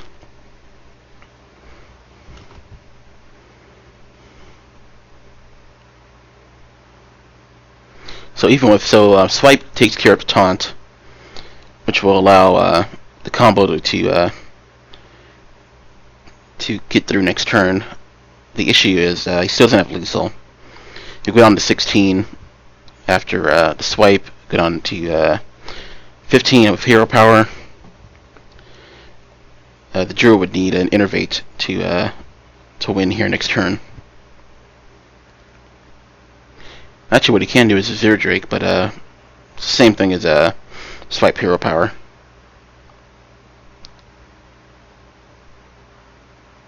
Okay, there's the Innervate. Looks like so Spliff can win this next turn. Just depends on what the handlock can do to prevent it.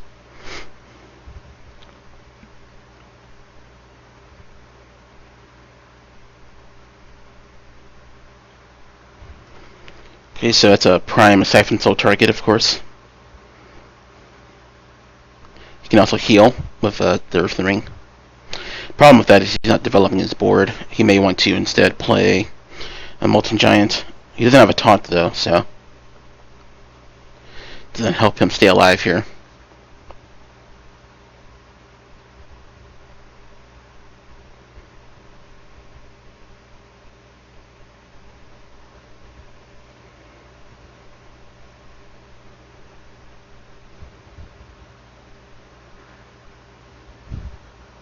Okay, so he goes with the Earthen Ring.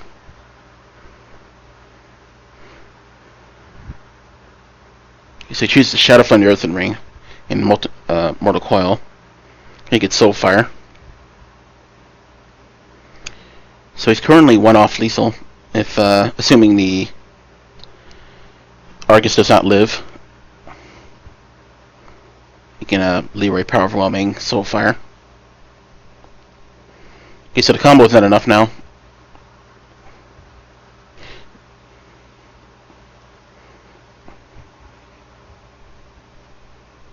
Okay, so he's still gonna go for it.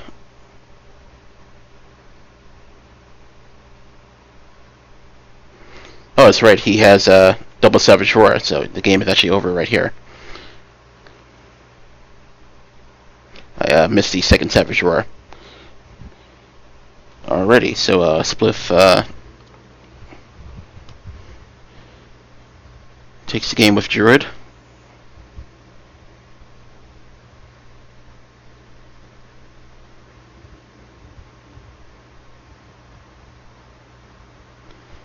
Alrighty.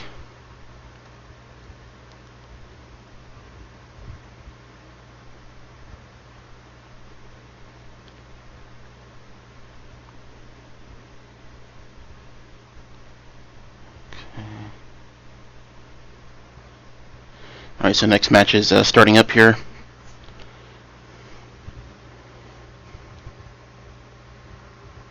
Alrighty, so Hindo brings out Shaman.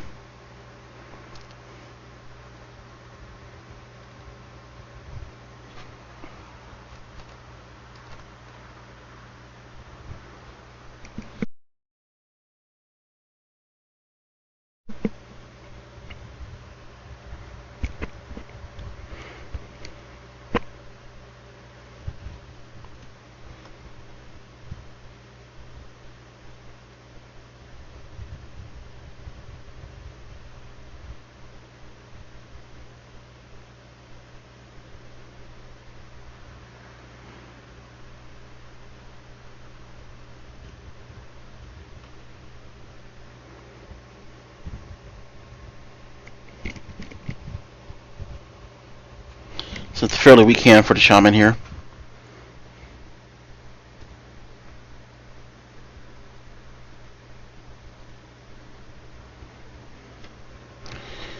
Okay, so comparatively, the Druid has a pretty strong hand. He has Wild Growth, Innervate Coin, Druid to Claw. You can ramp up fairly nicely here. The Shaman Hero Power is all he can do. Flame Tongue is not really a great play next turn. That or Thalanos really do not do much for him. So I assume the Druid would just Wild Growth here. You can Innervate Coin, Keeper of the Grove, which, Druid to Claw, which I would argue doesn't do much for him here.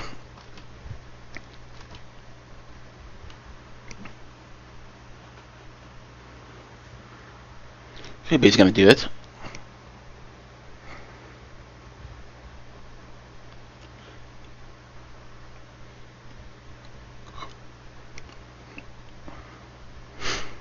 So Spliff choosing to ramp up without the Wild Growth does 4 damage to face. Don't think that was the best play. I mean, there's a Hex waiting for him.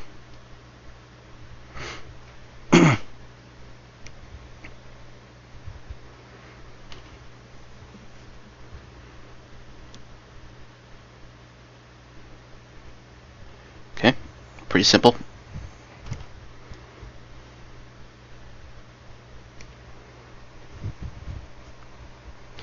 Okay, so now he doesn't really have an efficient turn. He can Wild Growth, he can Wrath, but either way, he really needs just Wild Growth last turn. He kind of wasted a bunch of cards just to get hexed.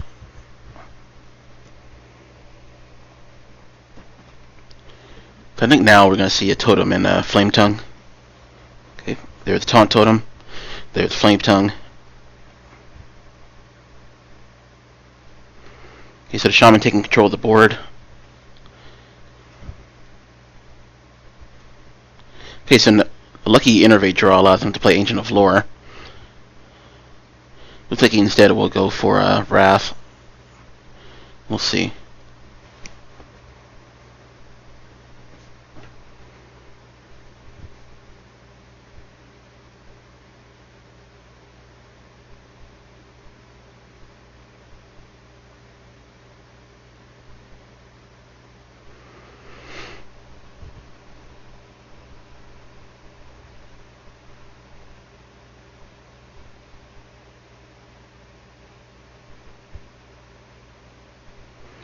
Looks like he's playing on swiping the Flame Tongue. I don't really agree with this play, considering he can't even kill the other 2 totems. The Healing Totem undoes that damage, unless he's going to Innervate Hero Power to kill the Taunt. Yeah, I don't agree with this play at all. It's he's going to Wrath instead. I assume, yeah, he's going to Wrath the Healing Totem. I think Spliff is being very wasteful with his cards. I don't. It's not really using his mana efficiently as a ramp Druid. Okay, so out comes Azure Drake for a Hendo, and now there's no swipe for that card, and Audra Commander can't get to it, and so that's the thing. He uses up so many cards. He doesn't really have answers for the Shaman that are efficient.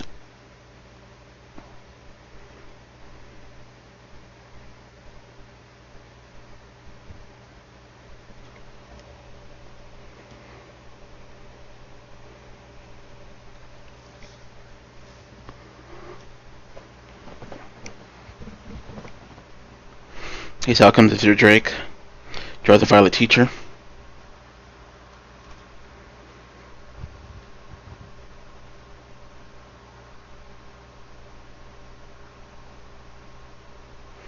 The Shaman draws a Violet Teacher of his own.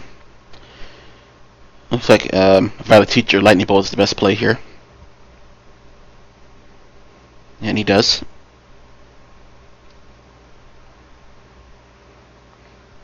The Druid's in trouble here. He's wasted so many of his cards and has not built a board to compete with the Shaman. And the Shaman has a lot of removal in hand to deal with whatever the Druid puts out. again, Argent Commander does nothing against a Taunt Totem. He's 1 mana off and being able to clear 2 minions here. Force of Nature can clear, but it's not, again, not efficient.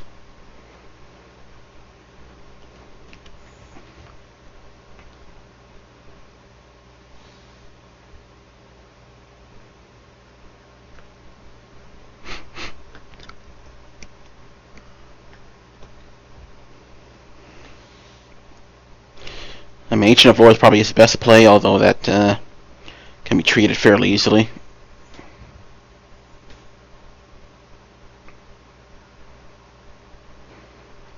He draws another Ancient and Druid's Claw.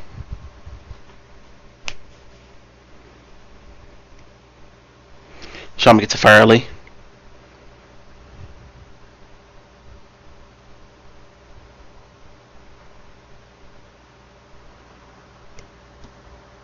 With the Overload, he can't conveniently kill it.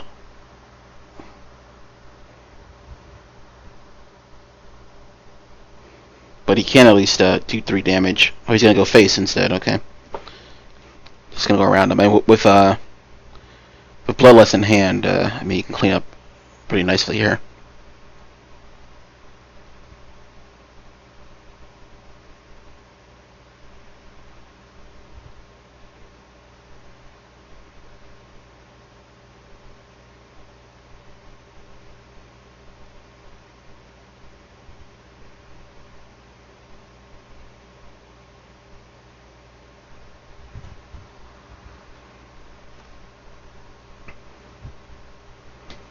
Okay, so he's gonna Hero Power the Taunt. It's been up on the board for several turns. Out comes Argent Commander. Finally, you have the mana to clear efficiently.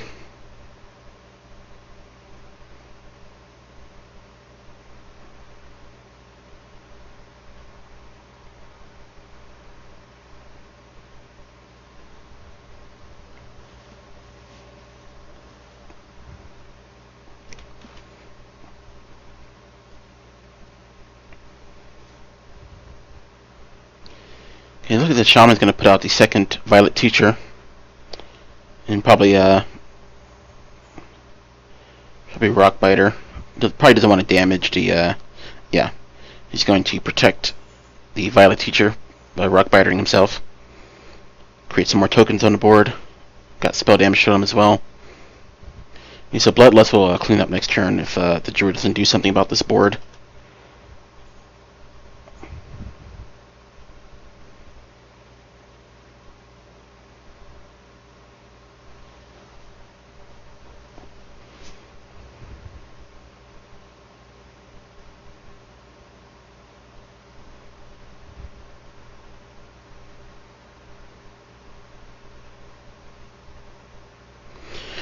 Doesn't really have an answer here. I mean, Force of Nature doesn't do enough. He doesn't have Savage Roar or Power of the Wild.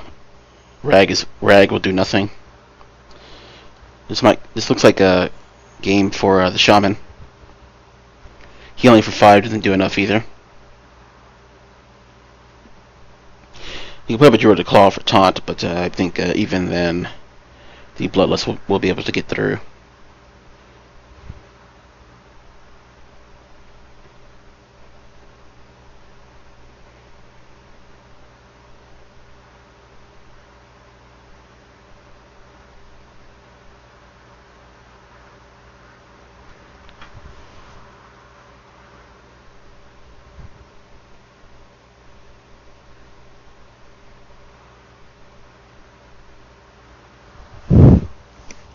So again, this looks like this is gonna be game for Hindo. There's really not much that can be done here. Alrighty.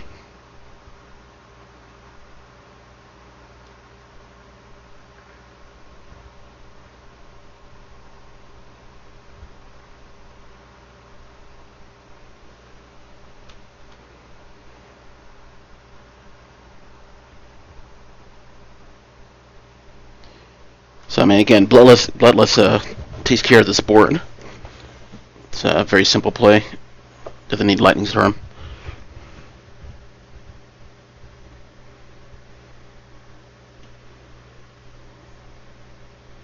Okay, he plays it anyway.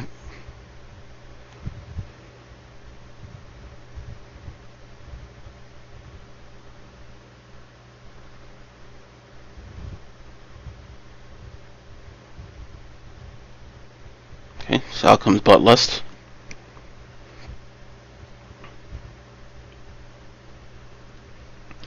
And out is game, and Hindo takes it.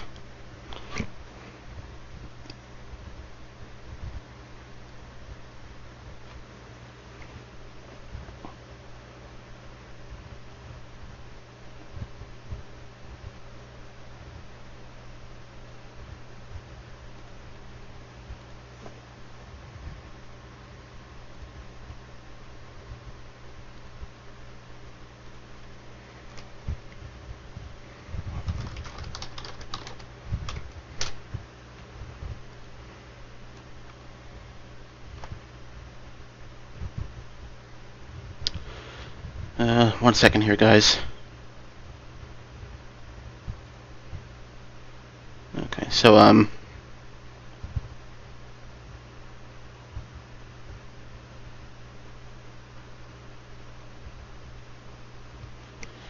the series should be over here, but they're playing another game. 1 second.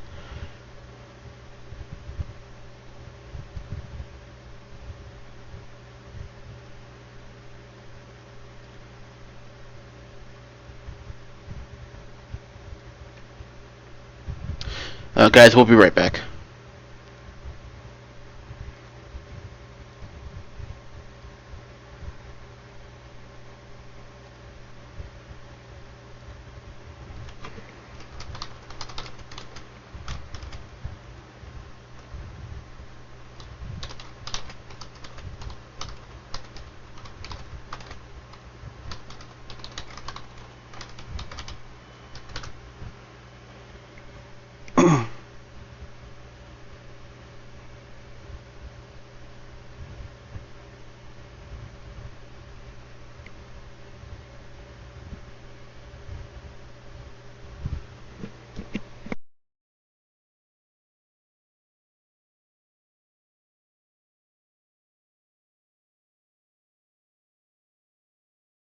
Okay, so we're gonna watch this match. The contestants are not responding.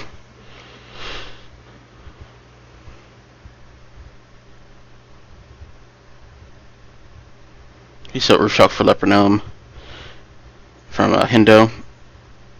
Pretty standard.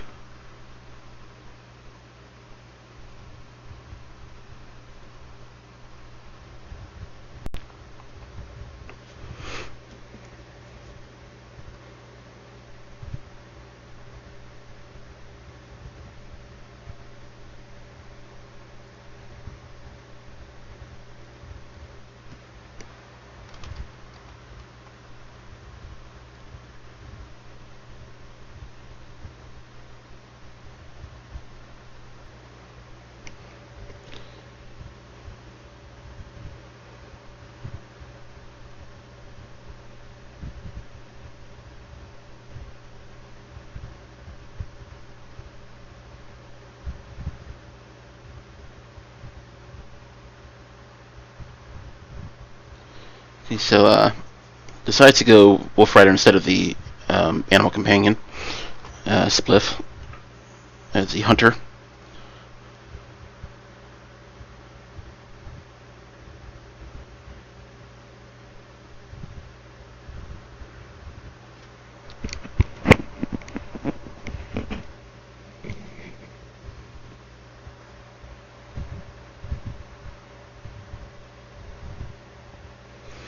Okay, so Feral Spirits on a naked board. Not the best play. Normally they're used for protecting minions rather than just blocking damage.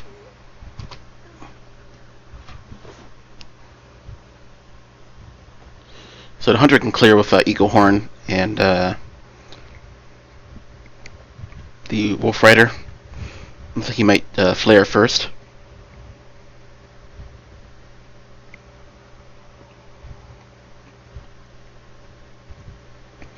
Okay, so Timberwolf is a good draw for the Unleashed.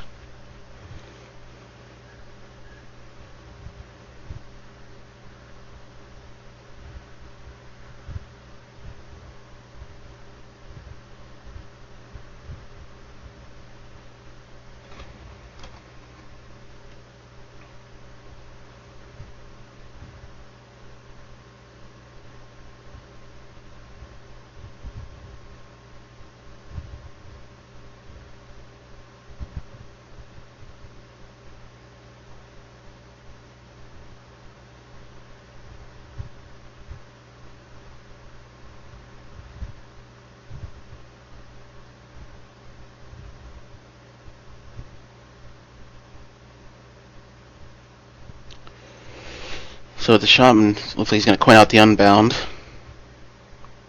and then Feral Spirit to turn after.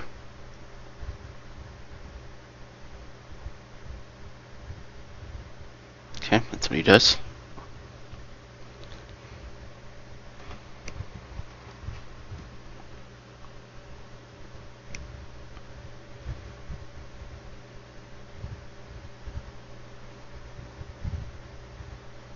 Okay, so he can Arcane Shot, Explosive Trap, but that's not really the greatest value against an Unbound. It's not even buffed up yet.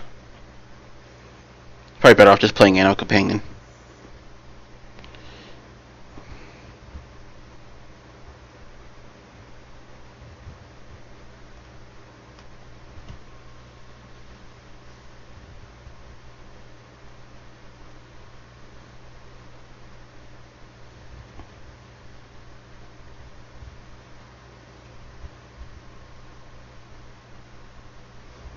Okay, so out comes Animal Companion. Gets Misha. So he decides to Explosive as well. Not sure I entirely agree with that. I think, I mean, obviously he wants to get to charge for his weapon, but it'll be a while before that happens with the Misha in the way.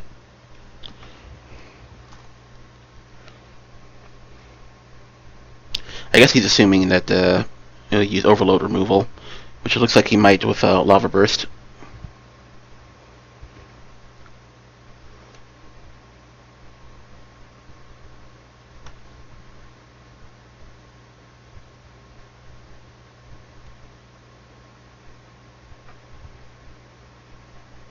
And looks like he does.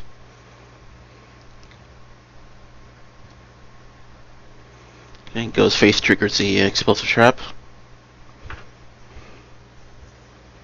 So now he can trade with the weapon and can keep it.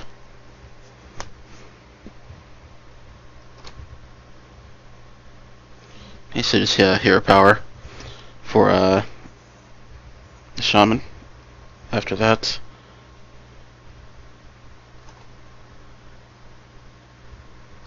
Okay, so he can kill command, he can Arcane Shot, can Unleash. Unleash is not really great here. He probably wants a larger board, which he can wait for a Feral Spirit. Looks like he is going to kill command, maybe.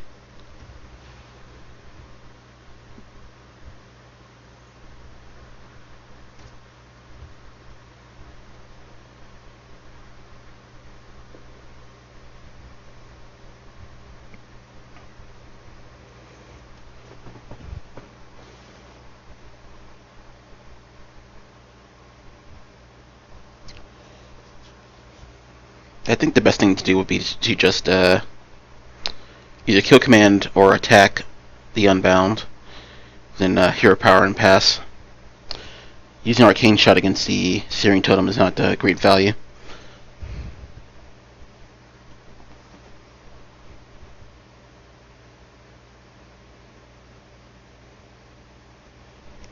Okay, so he chooses to kill command, goes face with the weapon, and Hero Powers.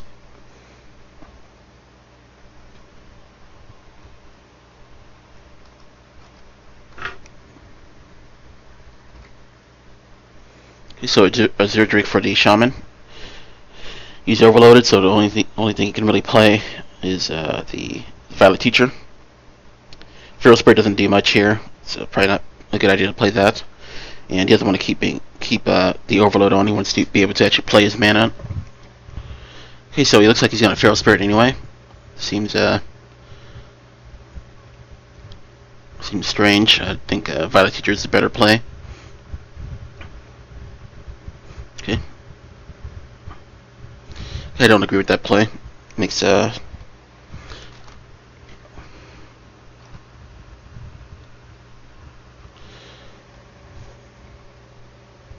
100 draws into Misdirection.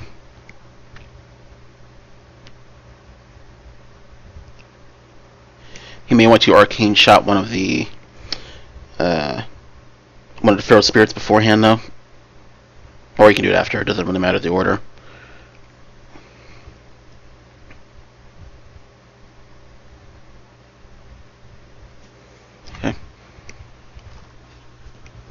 So So neither player has a ton of options, but okay,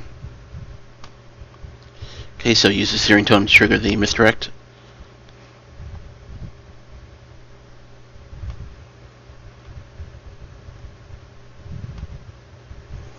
It's a fairly weak play from the Hunter. It's easily countered. And now here comes the Flame Tongue.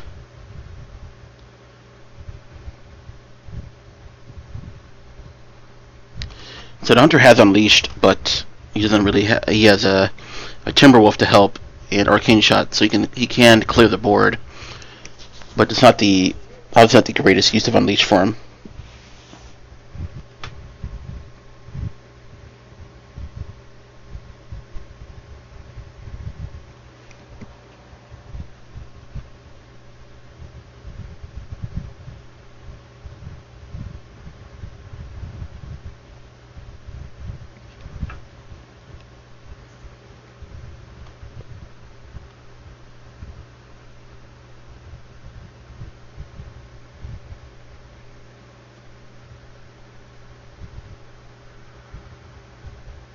Okay, so he's going to take 4 damage, it looks like.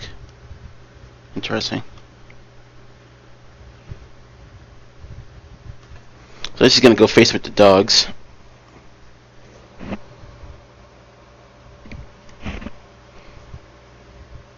Of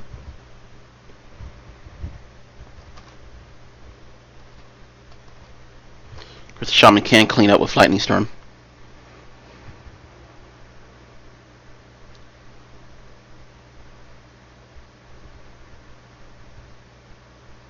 Okay, so he uses hero power over Fairy Dragon. Doesn't want to commit too much more to this board. So now Unbound Lightning Storm is the best play here. You can even Totem first, see if he gets a taunt or spell damage. Spell damage doesn't matter, obviously.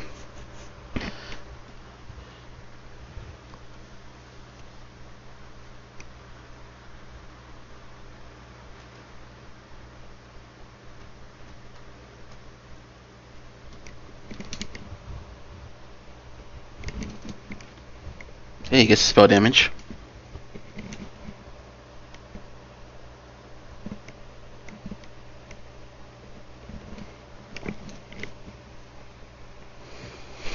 Out comes Unbound and Lightning Storm.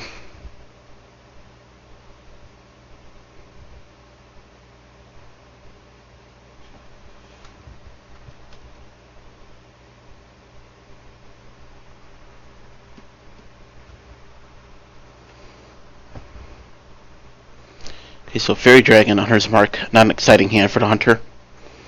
Looks like Swift may lose this one.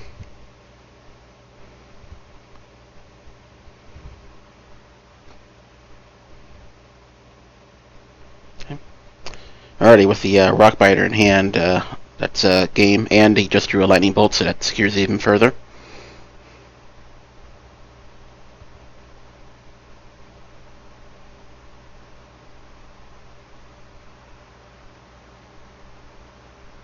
Okay.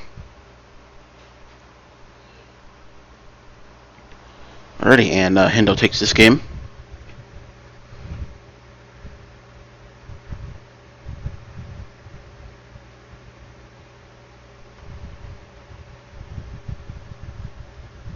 Alright, now I thought we'd already seen 3 matches before that one. So let me talk to the contestants, and I'll be right back.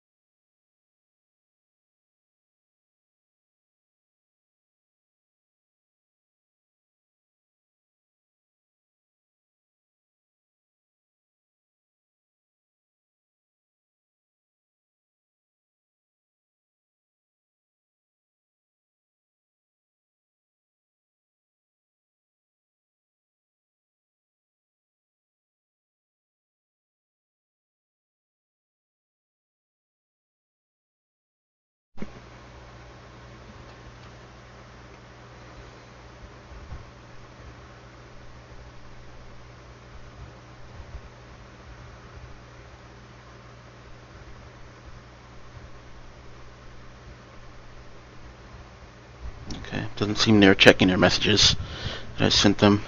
1 second.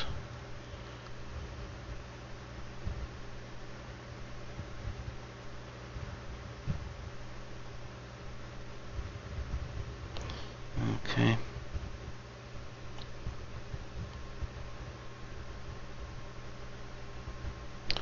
Alrighty, looks like we're getting started here.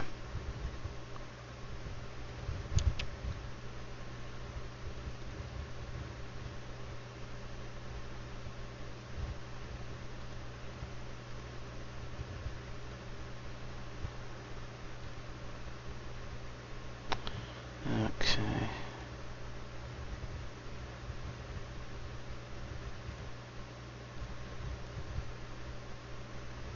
So again, Force Flex and Hendo in the final. Hendo is playing Shaman, Force Flex, Hunter, at the bottom of the screen.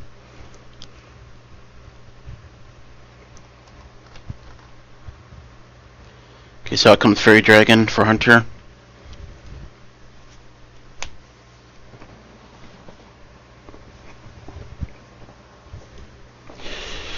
Shaman doesn't have an answer for it, so he just totems up. Hunter goes face. Pretty standard. That's the strength of Fairy Dragon. If you don't have an answer for it early on, it can do you a devastating amount of damage. So the Feral Spirits come out to mitigate some damage here.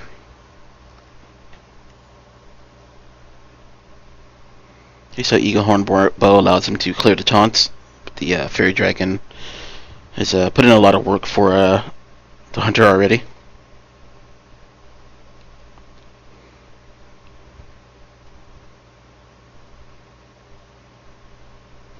Okay, so second totem is all he can do. He gets healing.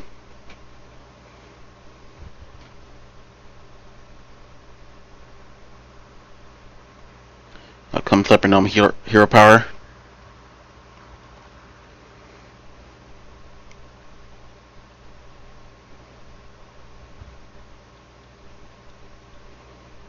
So it looks like gonna be Violet Teacher. That's about it. Spells don't really do anything here. You can just trade the Searing Totem.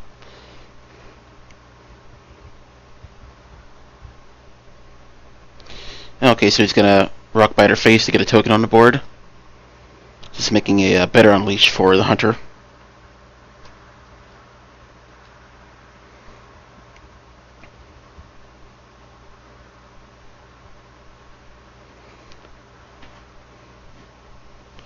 Okay, so Wolf Rider and Misdirect come out.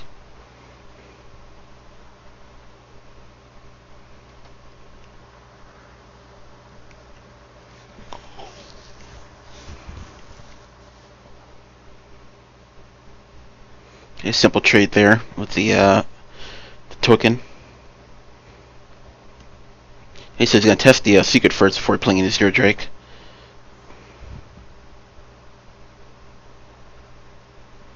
It's a smart move.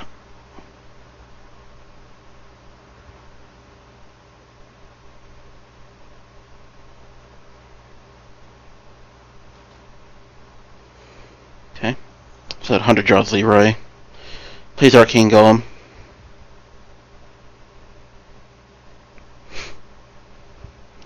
Again, the race is on, and Hunter is winning it.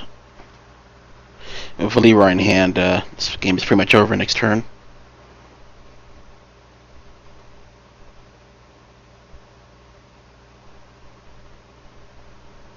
He needs to get a taunt. He does. Earth Shocks the 4/2.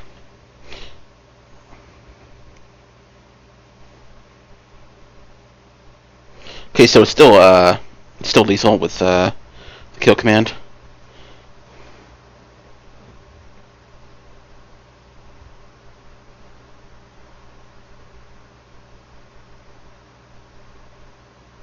The Shaman is debating hexing one of his minions just to protect him.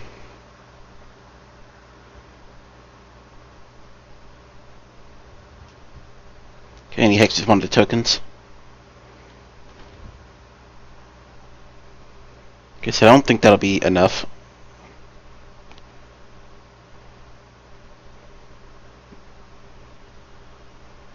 And it will not, obviously.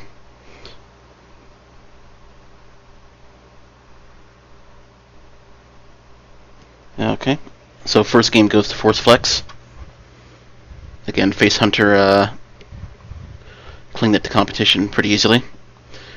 It's very hard to win that race unless you're playing a mirror.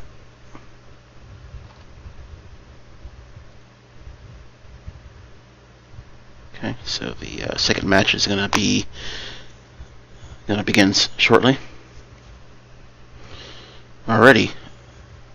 So Hindo goes with the Miracle Rogue.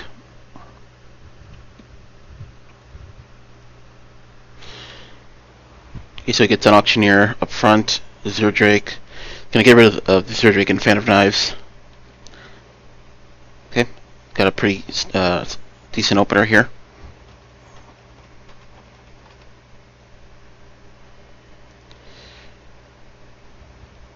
So Hunter tracks for turn 1. It's obviously doesn't want to get rid of any of these cards. They're all valuable. I think he pretty much has to take Leroy. I mean, Fairy Dragon can be good, obviously, if and he does take Fairy Dragon. Obviously, if there's no answer for it. Okay. Coins out Loot Hoarder.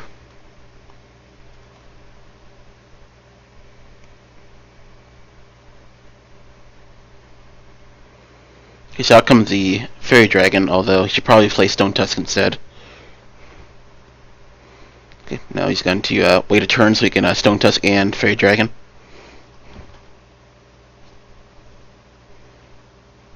So no minions for the Miracle Rogue, which means it can't develop its board, so it gives the Hunter an opening to clear and take control.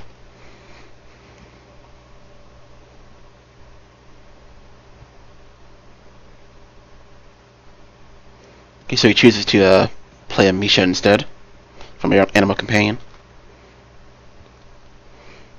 So obviously the backstep can make short work of Misha trading with the Loot Hoarder.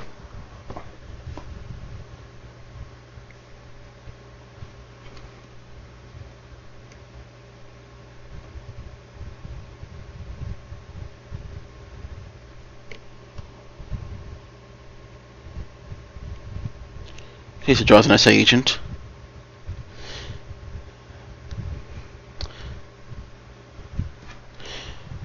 I think it was a mistake to play the SA Agent. I mean, obviously he doesn't know about the Fairy Dragon that the Hunter has, but I do think... Okay, so he's still not playing the Fairy Dragon. He's gonna wait. Chooses to instead weapon the SA Agent.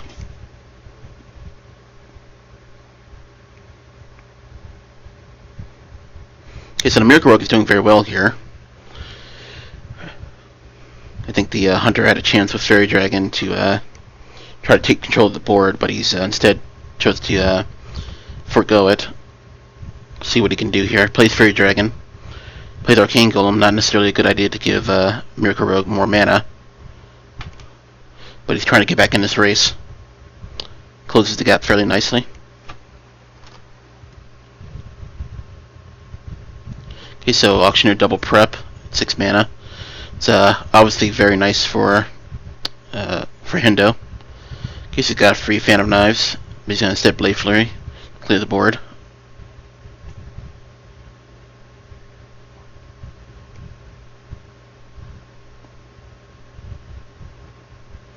Okay, so second prep, probably going to Eviscerate Face. I think Fan of Knives is Fan of Knives would be okay, but it's a bit of a waste here. You can just do some more damage. Okay, and he does Eviscerate Face. And he gets Leroy Shadow Step for the win next turn. The Hunter has to find a way to close the gap here, and I don't think he'll be able to do it. Okay. That will not be enough. And Hindo will take this game. So now we will be tied 1-1 between Force Flex and Hindo.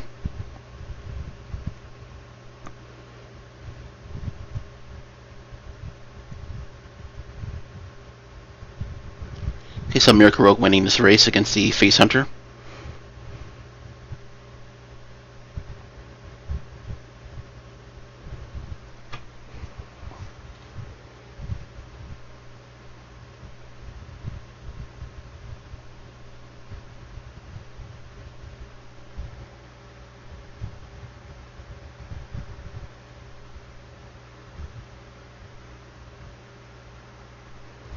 Okay, looks like we've got a mirror match, Miracle Rogue.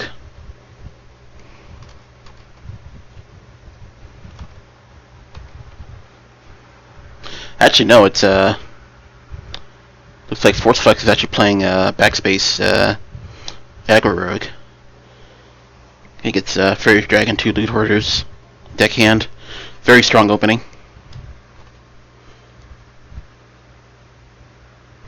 Okay, so Hendo doesn't have much here. Without coin, a SA agent is less valuable. He needs to draw into a backstab to really take control of the board here, based on the hand that Force Flex has. So he's going to coin out the Fairy Dragon. It's a really strong play from Force Flex. He doesn't. Hendo doesn't currently have a way of dealing with that card.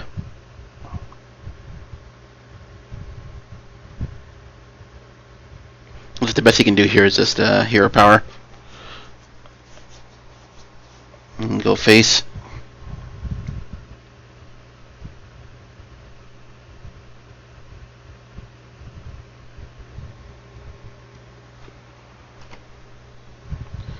So out comes Loot Hoarder. Fairy Dragon goes face.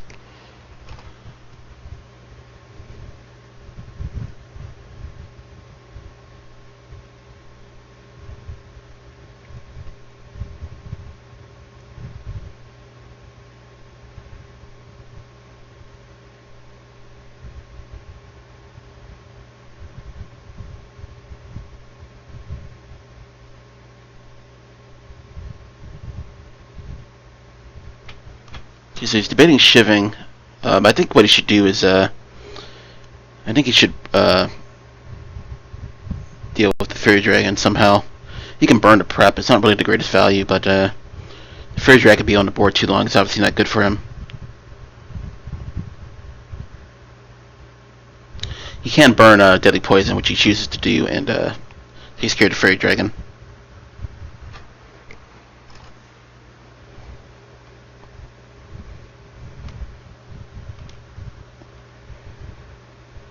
Out comes Leopard Gnome and Loot Hoarder.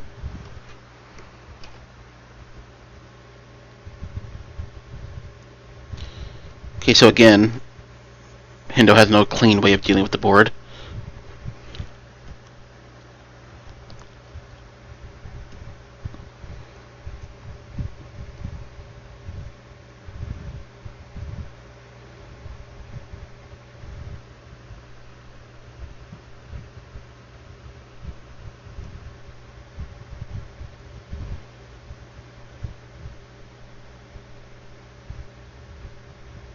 Okay, so he hero powers the Loot Hoarder and eviscerates the Leopard Gnome. Hendo's really against the ropes here. He has to make these inefficient trades to deal with these onslaught of minions from the Aggro Rogue.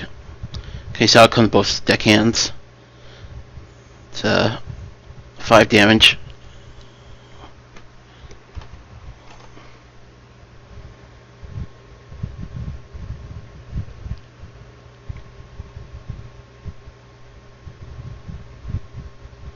Okay, so Blade Flurry can get some work done. I'm sure he'd rather use a Fan of Knives, but I did not draw it. Okay, so SA Agent comes out as well.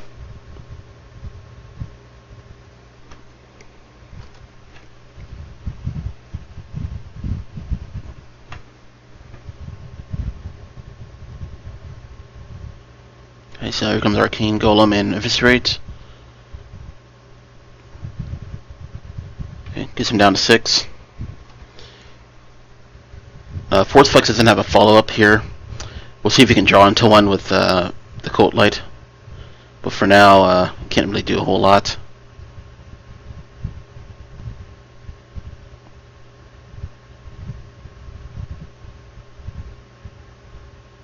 I think playing the Theurgic was a mistake. He should have played Thalnos and then SA Agent. The Arcane Golem to keep his board.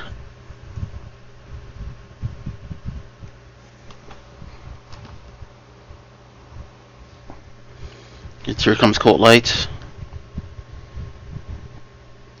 Okay, so draws into Cold Blood, not good enough yet. Although he has an Argent Squire to protect it. Divine Shield will protect it, so he can Cold Blood that.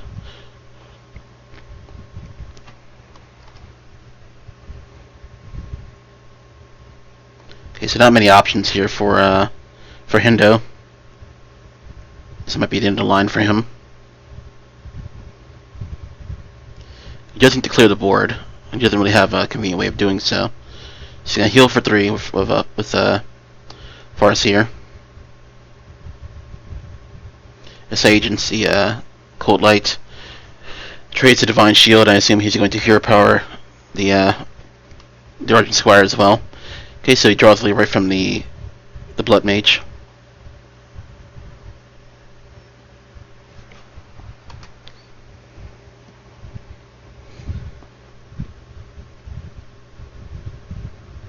Okay, so Eviscerate doesn't do enough here.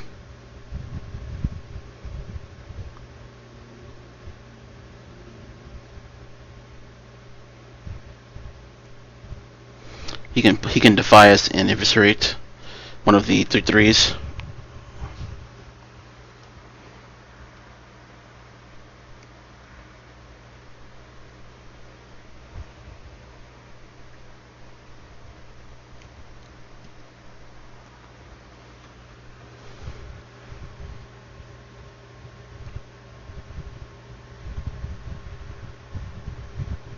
Okay.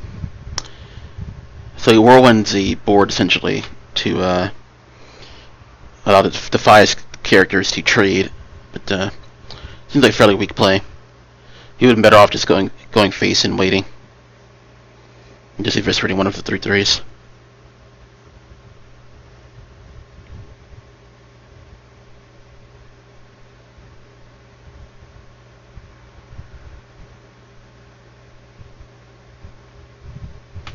Okay, so Leroy Shadow Step is an option next turn. He does have to clear the board though. It's unfortunate he has to clear this way. He can't take damage though. There is an Eviscerate waiting for him. Uh-oh.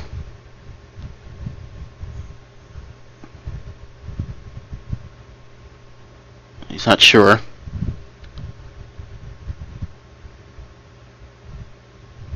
I mean, it's very easy for a rogue to do 4 damage, so he needs to be careful here.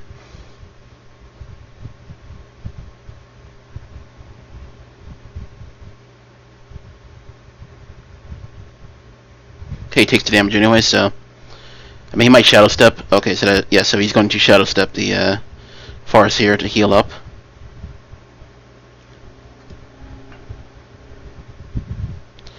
Conceal will be a good play here as well.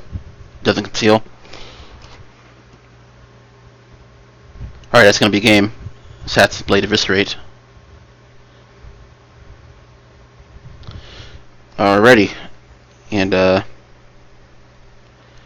Force Flex is our... Alright, so Force Flex is our winner for the tournament today. So both he and Hindo will go on to the Dennis Invitational next week. The difference is that Force Flex will go on with an extra point toward the best of 5. The 1 second. Okay. Okay, so Force Flex will have 1 point toward his best of 5 against one of the second place winners in the first round. So